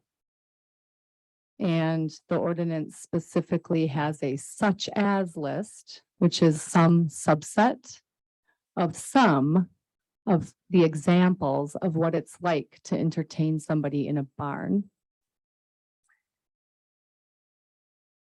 We did not specify even the word wedding in that permit in 2018. And instead, we were looking at this broad definition of agricultural entertainment, and we created 9 conditions that would protect the neighbors and the land and the light and the people who are visiting the property. So I am curious. I think we have a potential issue of how that permit has been interpreted, but I would like to entertain the fact that these guys already have a permit.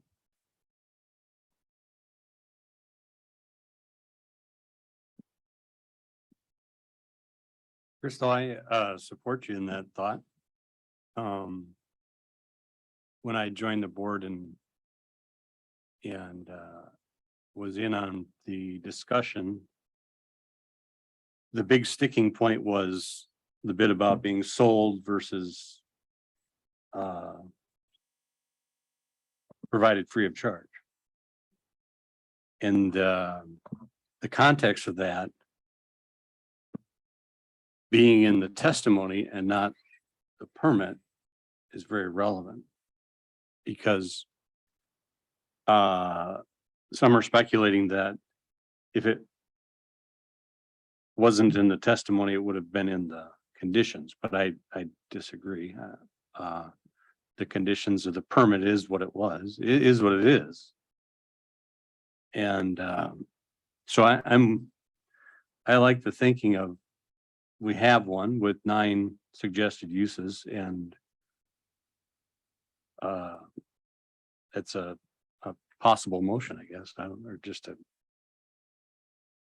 go to that. What are you suggesting, Crystal?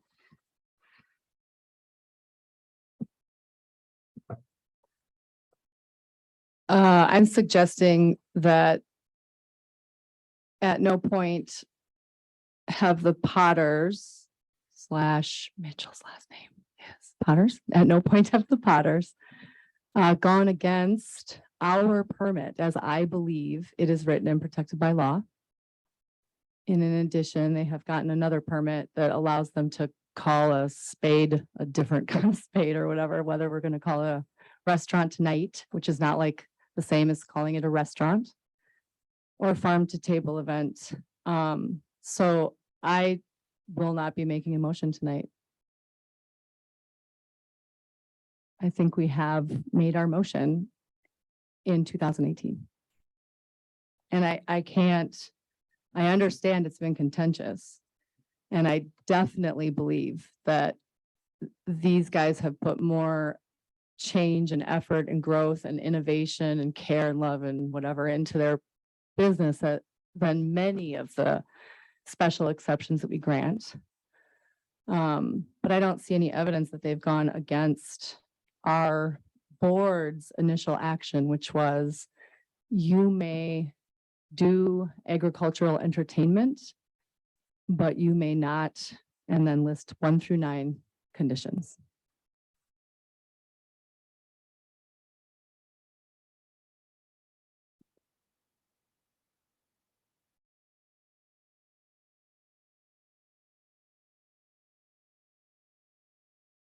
Well, I think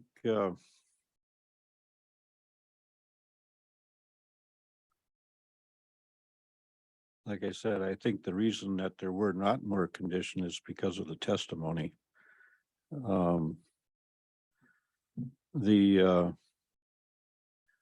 If the I forget what number 1 says, but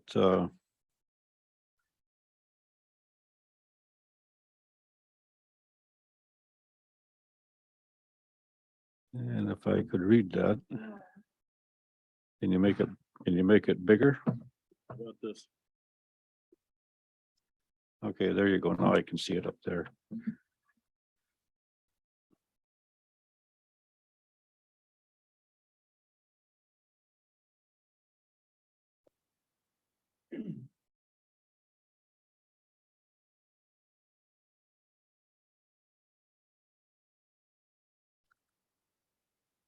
Well, looking at number 1, I guess there's two ways to look at that. You know, Crystal, as you said, the 9 conditions. These are not the current 9 conditions, though. These are a No. recommended condition for a motion we have not made.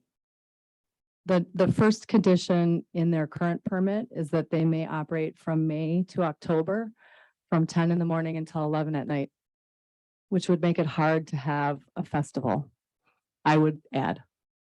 Yeah, I'm not addressing the festival or anything at all. I think, and I may be wrong, but looking at number 1, it ties the testimony to the permit. So originally, the original hearing, the statements made in the original hearing, would have weight. And I think they should have weight, because, the board makes decisions, based on testimony. And when there isn't, there was no reason to put, any additional conditions on because of the testimony that was given. And that's not saying that,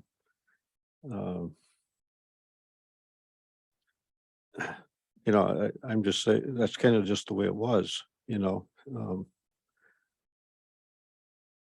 you want to speak, Chase, go ahead. Yes, thank you, Mr. Chairman. There's two things I wanted to mention. So I wasn't quite sure from what you were saying, but just to make sure, these conditions here are not the conditions on our 2018 permit. These are suggested conditions for the 2022 permit. So our 2018 permit does not have any sort of condition regarding testimony. No, I realize that. I understand that. And then I'd also like to speak to this this point about the testimony. So the word alcohol only shows up twice in this 118-page transcript from 2018. Now, the first one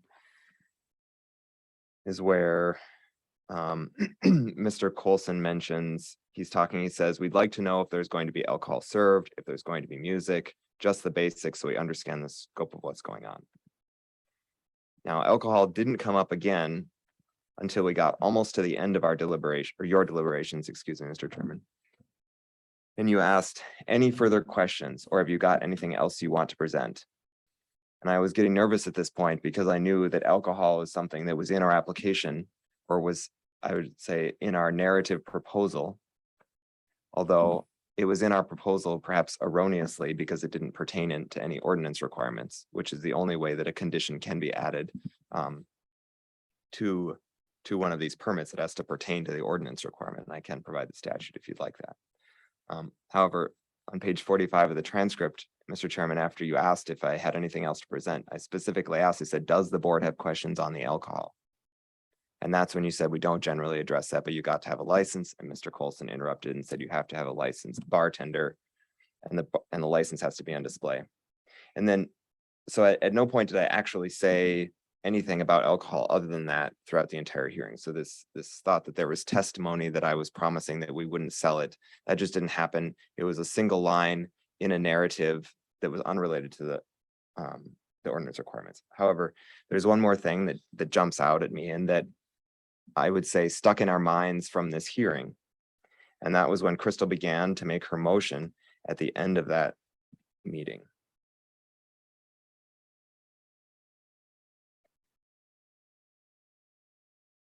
So I'm reading now from the transcript in 2018. You guys are going through the conditions. Board Member Halverson says, applicant will submit a parking plan that includes fencing along the road, signage, 40 feet gravel driveways that meet the town ordinance for residential driveways to be approved by Dunn County. Mr. Colson says, and the town. Then Board Member Halverson says, and the town of Sherman, that's it. And then Board Member Linau says, licensed bartender, question mark. Halverson says, oh. Linau says, do we need that? Or is that part of it? And Mr. Colson says, that's part of the event plan. And then the condition was not added to the permit. So if we think about this, there wasn't ever a conversation in here of no sale of alcohol. If there was a condition that was almost added to the permit, which I would say is legally questionable that the bartender has anything to do with the ordinance. But if you would have added such a condition to the permit, it would have been that alcohol should be served by a licensed bartender. I absolutely have always had alcohol served by a licensed bartender, and I believe that to be a legitimate request. And I almost wish that that would have been put into the conditions, because I think that if it had been, this entire fiasco would have been avoided. We could have looked at the conditions and said, well, the board clearly understood that alcohol would be there, and it just needed to be served by a licensed bartender. Yeah, I think there is something in the discussion, though, or in the narrative, that it would be free of charge. You're correct. It did say in the narrative that it would be free of charge. And the reason was that it was an explanatory note because the town chairman of Sherman at that time was trying to push us and require us to get a liquor license. So the reason I put that in there was for the town board to explain to them that there was a legal way for alcohol to be at these events. Now, ironically, this has all happened because we got the liquor license that the town of Sherman originally wanted us to do, which necessitated putting that line in the application in the first place.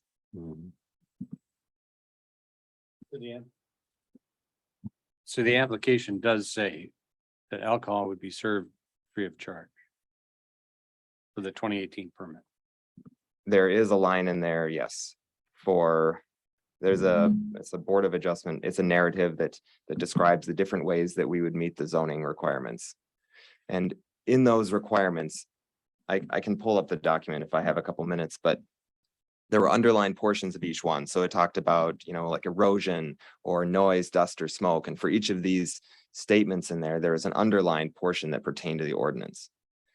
And that was drafted in cooperation with zoning administrator Colson. And then at the last minute, because of pushback from the town of Sherman, I added that extra one about the alcohol, and it contained no underlined sections because it didn't pertain to anything in the ordinance. It was strictly for the town chairman of Sherman to put him on notice that we were planning on doing this. Otherwise, it wouldn't have been in there at all. Now, I realize that maybe that's not a big distinction, but I see no issue at all with this alcohol part. Like, we had a conversation with the Potters in 2018. It didn't warrant us adding it as a condition.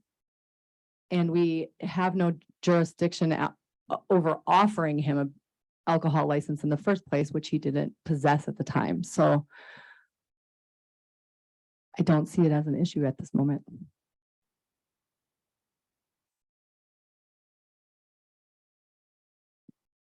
There are infinite things we did not address in our permit. Yeah, there Right? are, We only told him these 9 things that he had to pay attention to, and the rest of the permit says you may entertain human beings in your agricultural land and building. I think the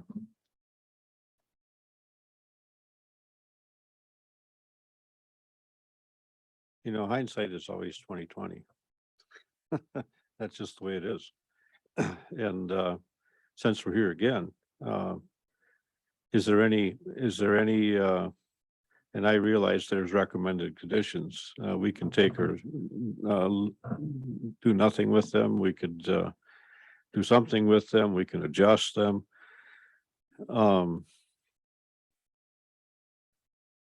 Is there any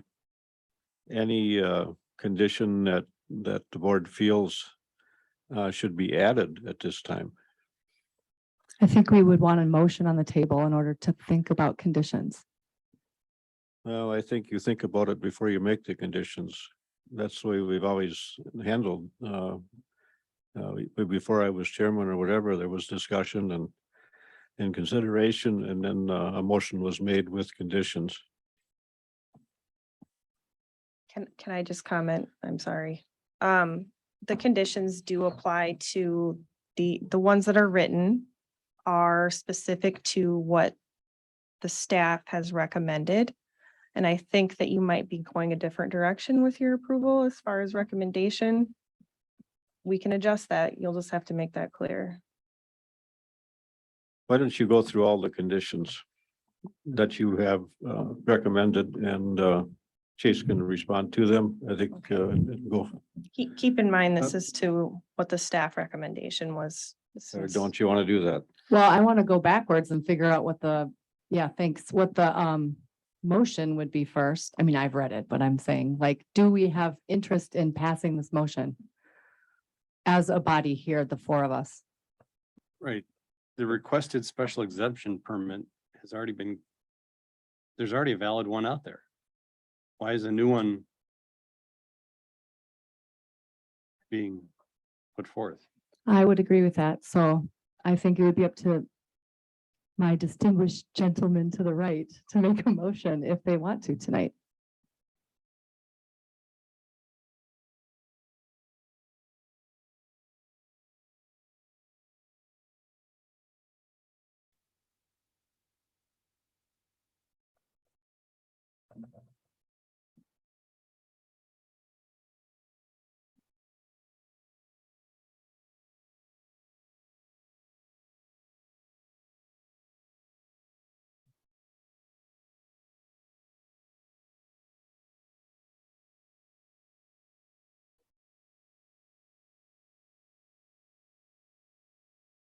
And could we put up the original motions?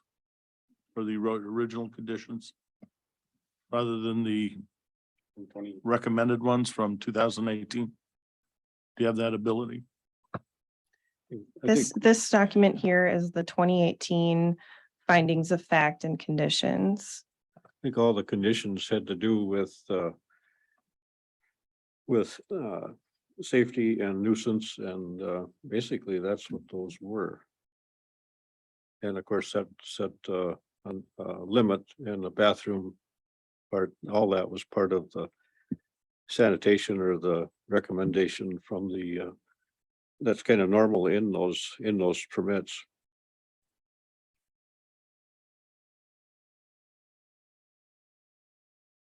Can you find it, Ann? I'm not sure what you're asking me to look for. Look for the 2018 permit. Conditions. Do you have This is the conditions right here. Oh, it's not showing. I'm so sorry.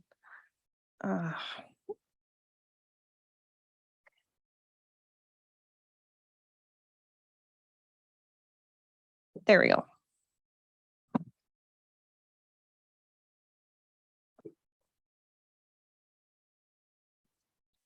Also, we might want to adjust the times. I believe the new application may indicate a different time. And if you move that up a little bit, would we see the actual, oh, the other, I mean, yeah. No, never mind. Sorry, we'll go back.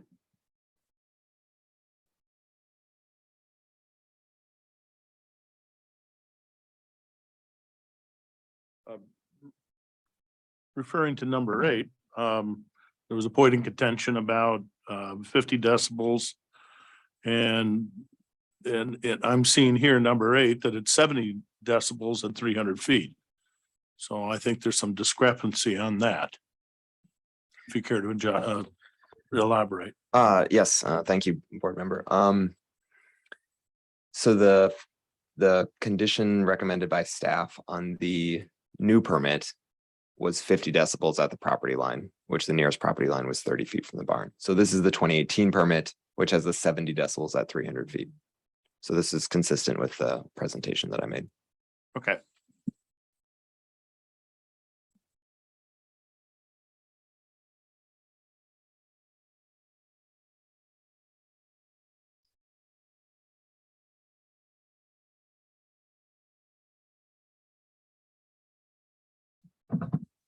Do we want a motion? Does Mr. Potter want a motion? I mean, if these 9 things were the permit, they are the permit. If that's what's enforced, would we be applying for a new one? If the Board of Adjustment chose to hold our permit to these 9 conditions as we originally thought that we were held to, with the understanding that there is no condition regarding the sale of food or alcohol, assuming that all necessary licensures are obtained from the regulatory bodies that grant those licenses. And I would say also that that there's not a limitation on the type of events we could hold, so that, we're not allowed to hold a reunion based on the current interpretation of the zoning administration. As long as, those issues are resolved, I would prefer to keep our original permit. Thank you. The challenge I have, Chairman, is that we're not involved in enforcement. We only see so a lot of this is very new to me. I think and like I said, those of us that are on the board, we're appointed, we're basically observers here. We observe when something comes before us, we look and we try to do the things that we think is necessary to make the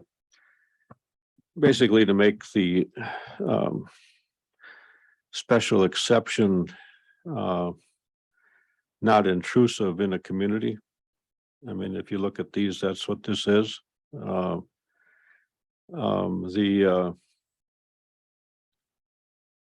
I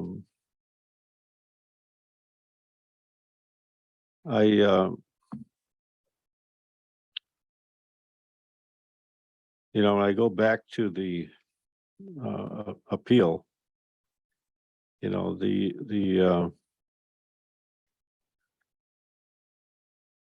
it talked about, you know, the appeal was basically on food and alcohol sales.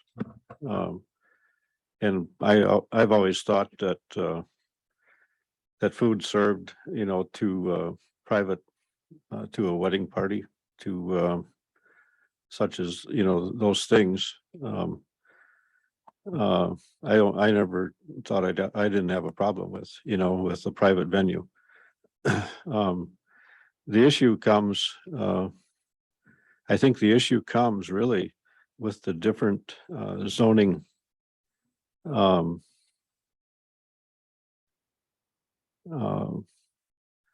designations. I'm going to say, you know, like in the commercial, you know, restaurants and bars are specifically cited as permitted in a commercial district. In a general ag district, and we just had training on this, and the in a general ag, those designations are not specifically there. And the person giving the training said, because they aren't there, does not mean that they are permitted. It means that they aren't permitted. And if they're specifically stated that they are then permitted. And I think, and I'm not stating one way or the other here, but in the hearing, when I think about that, you know, the board upheld the opinion that in a general ag zoning, basically the special exception doesn't change the zoning district. It makes allowances in a district. It doesn't change the zoning district. And the what's allowed in that zoning district is done through an allowance that the states says that the Board of Adjustment is supposed to oversee. And so I think that's you know, for all the contentions that there's been, I think at the heart of it has been the sale of food and alcohol to public in a way that a restaurant or a bar, cash bar operates. I don't think that the contention has been with a wedding venue or with a private venue. And so that's, to me, that's a consideration. I'm not saying that it's right or wrong. I'm not saying but I do, when I look back at all of the material that we viewed, that seemed to be the issue. When they talked about the restaurant night, when I look back at all of the emails back and forth and Chase's discussions with Bob, and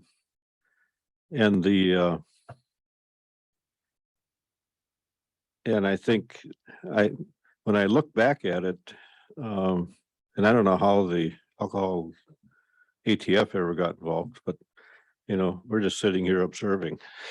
So, but I don't think it raised the red flag to Bob Colson until the ATF guy emailed or talked to Bob and said that the alcohol license was issued because they qualified as a restaurant. And I think that And that's, when I read through all of that stuff, you know, the back and forth and, this and that, and, when Bob heard that, that's when the red flag went up for him. Because, Bob held that the sale of alcohol in the district, in the zoning district, or having a bar in the zoning district was not in compliance with the zoning code or zoning district. And that's still held in the special exception. However, the board could have sale of alcohol to a wedding venue, a private venue. The issue came whether someone could come off the street and just order a drink. So I think I'm just trying to put some context into what I've read, you know, because, you know, personally, I don't care what happens in the town of Sherman. I live in a different town. But it is in our interest to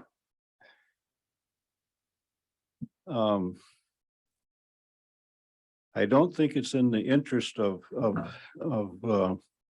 the people or in the zoning and I'm not talking about the zoning office, but in the zoning code that getting a special exception changes what's allowed in a zoning district. Well, I would argue that that's the very essence of receiving an exception. And that in 2018 and every time since, we haven't really addressed whether or not, like correctly, maybe, whether or not an event changes if it's public versus private. Like the ordinance about the agricultural entertainment exception includes a very long list of things that would clearly be public. Nobody's having a private festival. You go to the festival, or it doesn't address food, but it lists many situations for which we eat food, such as a birthday party or a pumpkin patch day, or going down to Bullfrog to go fish and eat a sandwich and have a beer, which are really wonderful gems in our county. And, you know, in my line of work, I for one hope we see more of those and that they don't just start being populated in every county around us except for Dunn. We said that they have an exception for agricultural entertainment. We didn't talk about public versus private in our permit that they hold. If I may. We Mr. also Chair. didn't talk about money, whether, how they get their money, how they, charge. Mr. Chairman, if I may. Go ahead.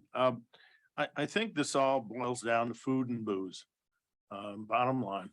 And I think where we're kind of missing the point here, and I think I'm feeling Chase's position is normally when we approve these wedding venue situations is that you have the barn, you have the facility, you've got the parking, you've got the space. And then if you want to have this wedding venue, you either bring in a couple half barrels of beer, have the party, DJ comes in, does the sound, and you got your wedding cake and your, whatever you're gonna have to eat. And so I think, what we're looking at here is that the individuals who rent the hall, per se, or the barn, or whatever it might be, has catered in the food, has catered in, brought their own alcohol, and have provided a licensed bartender. And I think we may have an opportunity here to have an owner and a caterer perchance to offer the food and to cater the alcohol. At the same time, providing not necessarily you to the entertainer or the person who's coming to the event, is that you are this individual is having your event and you as a provider of that service in this spot. This may give us an exception to sale to the public. I don't know if we kind of see where I'm going here on this. Keep going. Yeah, I'm talking off the top of my head.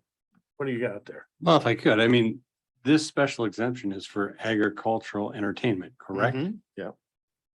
And it clearly states what those are. And they're public. He's got a valid permit that has 9 things to it, period.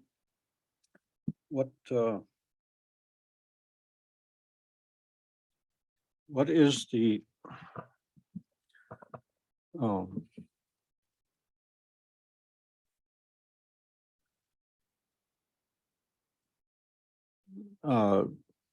You know, on June 19th, they didn't have that event. But would that then be appropriate or under ag entertainment? I Well, would say yes. Here in the Dunn County document, it lists festival dances. I mean, adult entertainment is called out somewhere else. So I mean, if it crosses the line of adult entertainment, that might be a problem. It's commercially zoned. But if it's a dance or a festival or a wedding or a corporate gathering or union or concert, or it also says such as. So it's pretty fuzzy line. Yeah, Mr. Chairman. it is fuzzy. I just, I guess, I think you understand, you know, I'm not opposed to a dance or whatever. I think,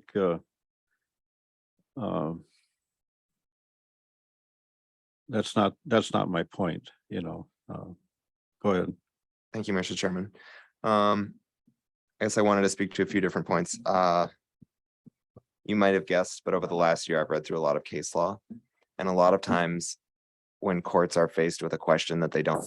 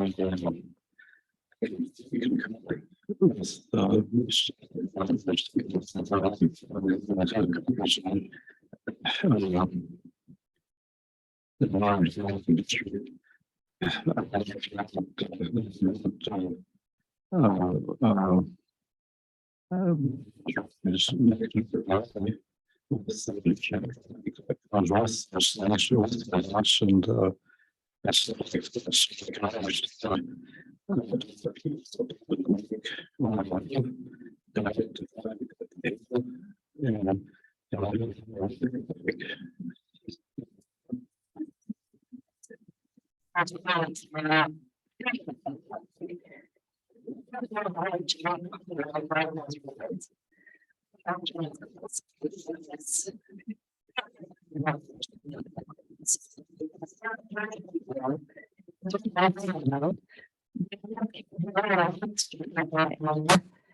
is a cast about a burner, so you have to turn the volume of the rads down. They're not gonna have a carnival, like that, I get it, that that's a fee, but we have limited them in a way that isn't gonna have. Well, that's the intent. That's why it comes before us, is try to protect that, those issues. But I'm glad that we're having this discussion. I think it's gonna help Ann. I think it's gonna help the county. And I think, with the noise, I think I come from an area, I'm way over on the other edge. I had, when sand mining was going, I got 3 sand mines within, as a crow flies, 1.5 miles of my house. And there was a lot of issues with the noise. When the trucks dumped, the vibrating in the box and the end gate slamming shut. I think that issue is noise travels farther at night than it does during the day. If you're out there on a clear night, sometimes you can hear things that happen a long ways away, just because of the still air and the way, and sometimes it's just the prevailing winds too. But I, and that's what those town boards in Chippewa County had to address, was the noise and and quite honestly, I think noise just travels farther in the night air. Mr. Chairman, if I may. Notwithstanding, excuse me, whether or not noise travels farther at night or not, the limit is 70 decibels at 300 feet. So if due to specific atmospheric conditions, the noise travels faster or better, then it would simply register more. So that would be something we'd have to pay attention to. Excuse me. However, since we've been under the limit, we don't think it's an issue. I guess for the sake of moving forward, my question for you, the board is, if there's something that you could do for me tonight, it would be to affirm that our original permit can be used with the conditions that are on it as it's written. And then perhaps as a secondary thing, to at the very least instruct the zoning department to withhold enforcement action against the 2 issues which are in litigation. Or perhaps you could even come to the conclusion that there is no restriction for food or alcohol under our permit, which is the only 2 very specific reasons that we are litigating. And you could solve this tonight. I could add to that. We could also, this is just another option, take the conditions from his previous permit, create a new condition set and include how you see that alcohol should be served and how you see that food should be served. If those are the 2 things that you want to adjust, we can certainly address that. Mr. Chairman, I have a question. Yeah. Isn't the alcohol addressed by the liquor license and the food addressed by the county health department? The food and the liquor are definitely addressed by those 2 entities. The town has full jurisdiction over issuing the liquor license. The issue that comes before the zoning is whether the zoning deals with land use. And so like if this was a general ag and not under a special exception, a liquor license is given to somebody in general ag, they could issue it, but they couldn't use it. But he has a special exemption Yep. for events. Yep. And parties and carnivals Well, and festivals. I think what Ann's trying to get at is that she'd just like to have it clarified.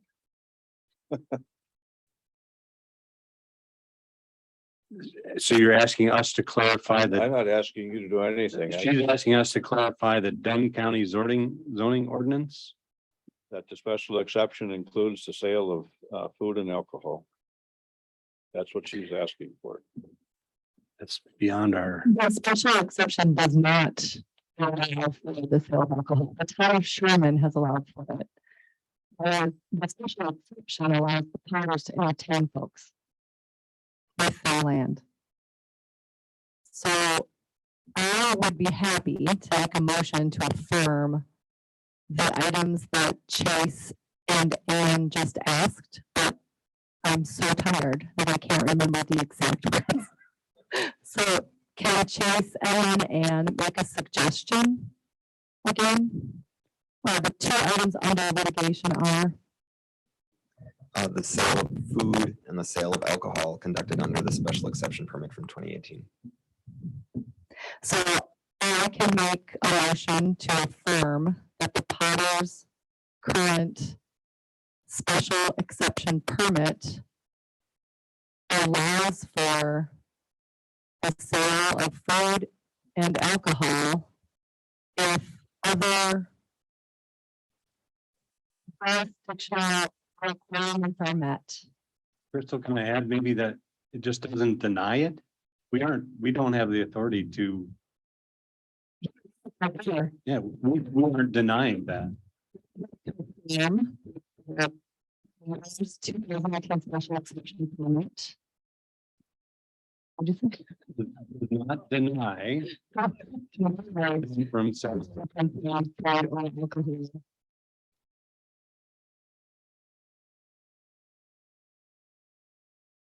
Is there a second?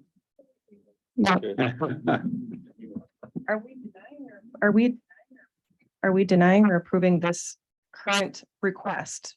Because the current request is not the 2018 permit. Talking about affirming the current 2018 special. You asked for clarification or affirmation? No? So what we are doing here is we have a special exception request from Chase that's different than the original request. So he has more things that he wants to do that he's trying to get permission for.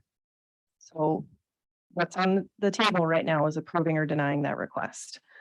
If we want him to do a permit modification of the 2018 and you want to now say, yes, in this condition, you are allowed to sell food and alcohol, that'd be a modification rather than an approval or a denial of this new permit. Well, It's just an information of the interpretation of the original.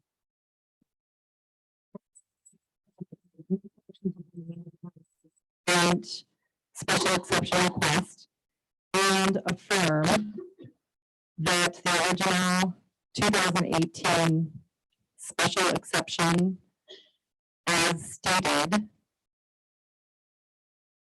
allows them, Does not deny them from selling food or alcohol. does not deny them from selling food or alcohol. So we're not changing what happened in 2018, we're just affirming that we're on the same page about it. I'm just going to share my screen so you can actually see what I have written down and make sure. Thank you, Ann.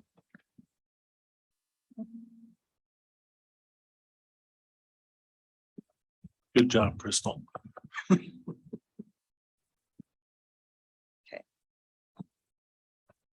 This is what we have showing on the screen right now.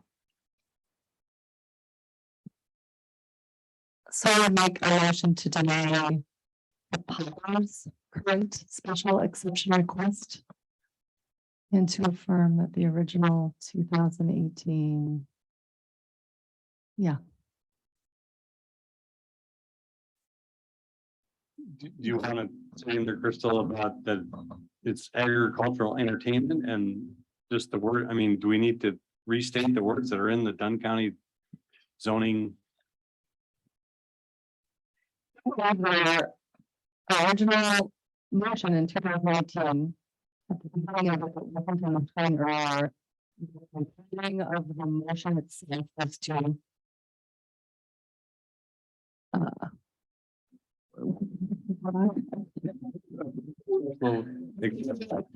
permit. For agriculture and attainment. That's exactly that. Is it? I don't have a problem with this at all. The whole premise of the whole dispute was the original testimony at the original hearing that said that alcohol would be free of charge and that food would be catered. I'm just stating that that is what led to the entire dispute. I agree. I think that's an unfortunate interpretation that was made. Was not a part of that permit.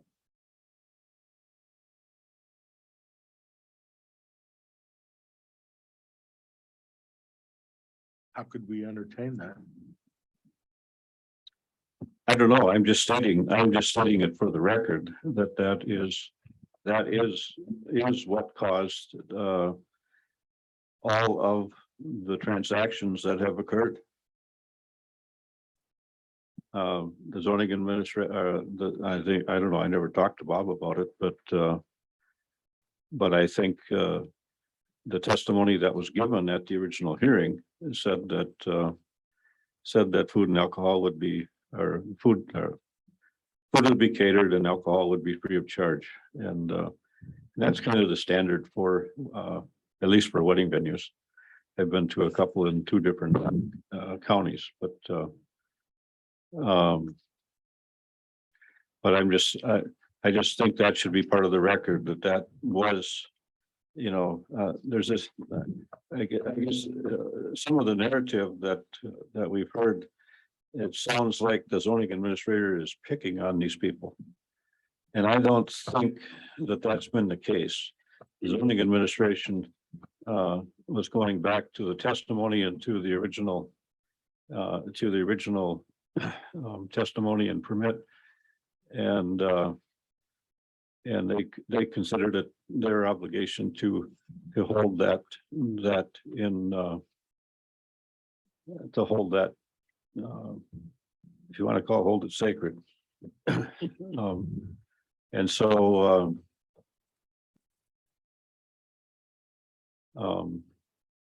but having said that, what you have there written up there, yeah, that can be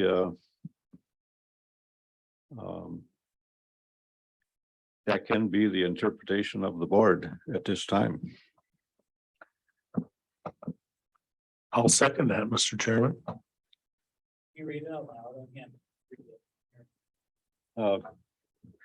Motion is to deny the June 20th, 2022 request for special exception by Chase Potter and affirm that the original 2018 special exception permit for agricultural entertainment does not deny them from selling food or alcohol. And it's been made and seconded. Is there any further discussion?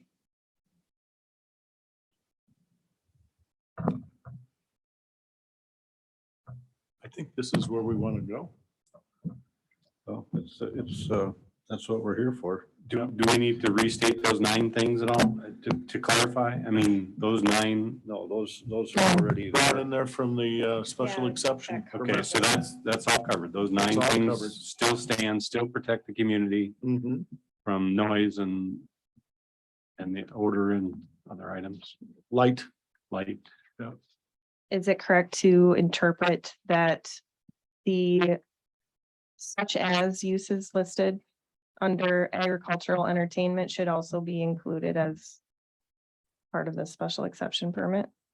That Dunn County, yeah, absolutely, as written on June 17th of 2015, describes about any entertainment events or performance that you can think of. So that must have included in the narrative. Yep, and I think that's absolutely right. That's the way it's written in the ordinance. And I do think it's incumbent on the PRD committee and the and the zoning administration to really be a little more specific than vague. Uh, just from the public comments that we've heard, now and before and different things and I think it'd be certainly very helpful to a future Board of Adjustment to issue a permit that the general public as a whole probably would be more comfortable with, So anyway, motion, no discussion? Just so I'm clear, Chase, is this doesn't, in my mind as a board member, I don't want a bar and restaurant opened up there either. I want an agricultural entertainment venue. So do I. Okay. Mr. Chairman, question? Question. Yeah. All those in favor, say aye. Aye. Aye. Aye. Opposed? Motion carries.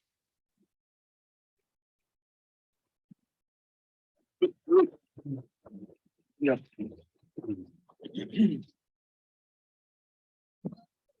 A lot for 1 sentence, wasn't it?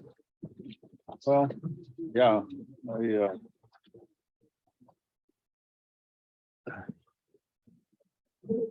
I understand your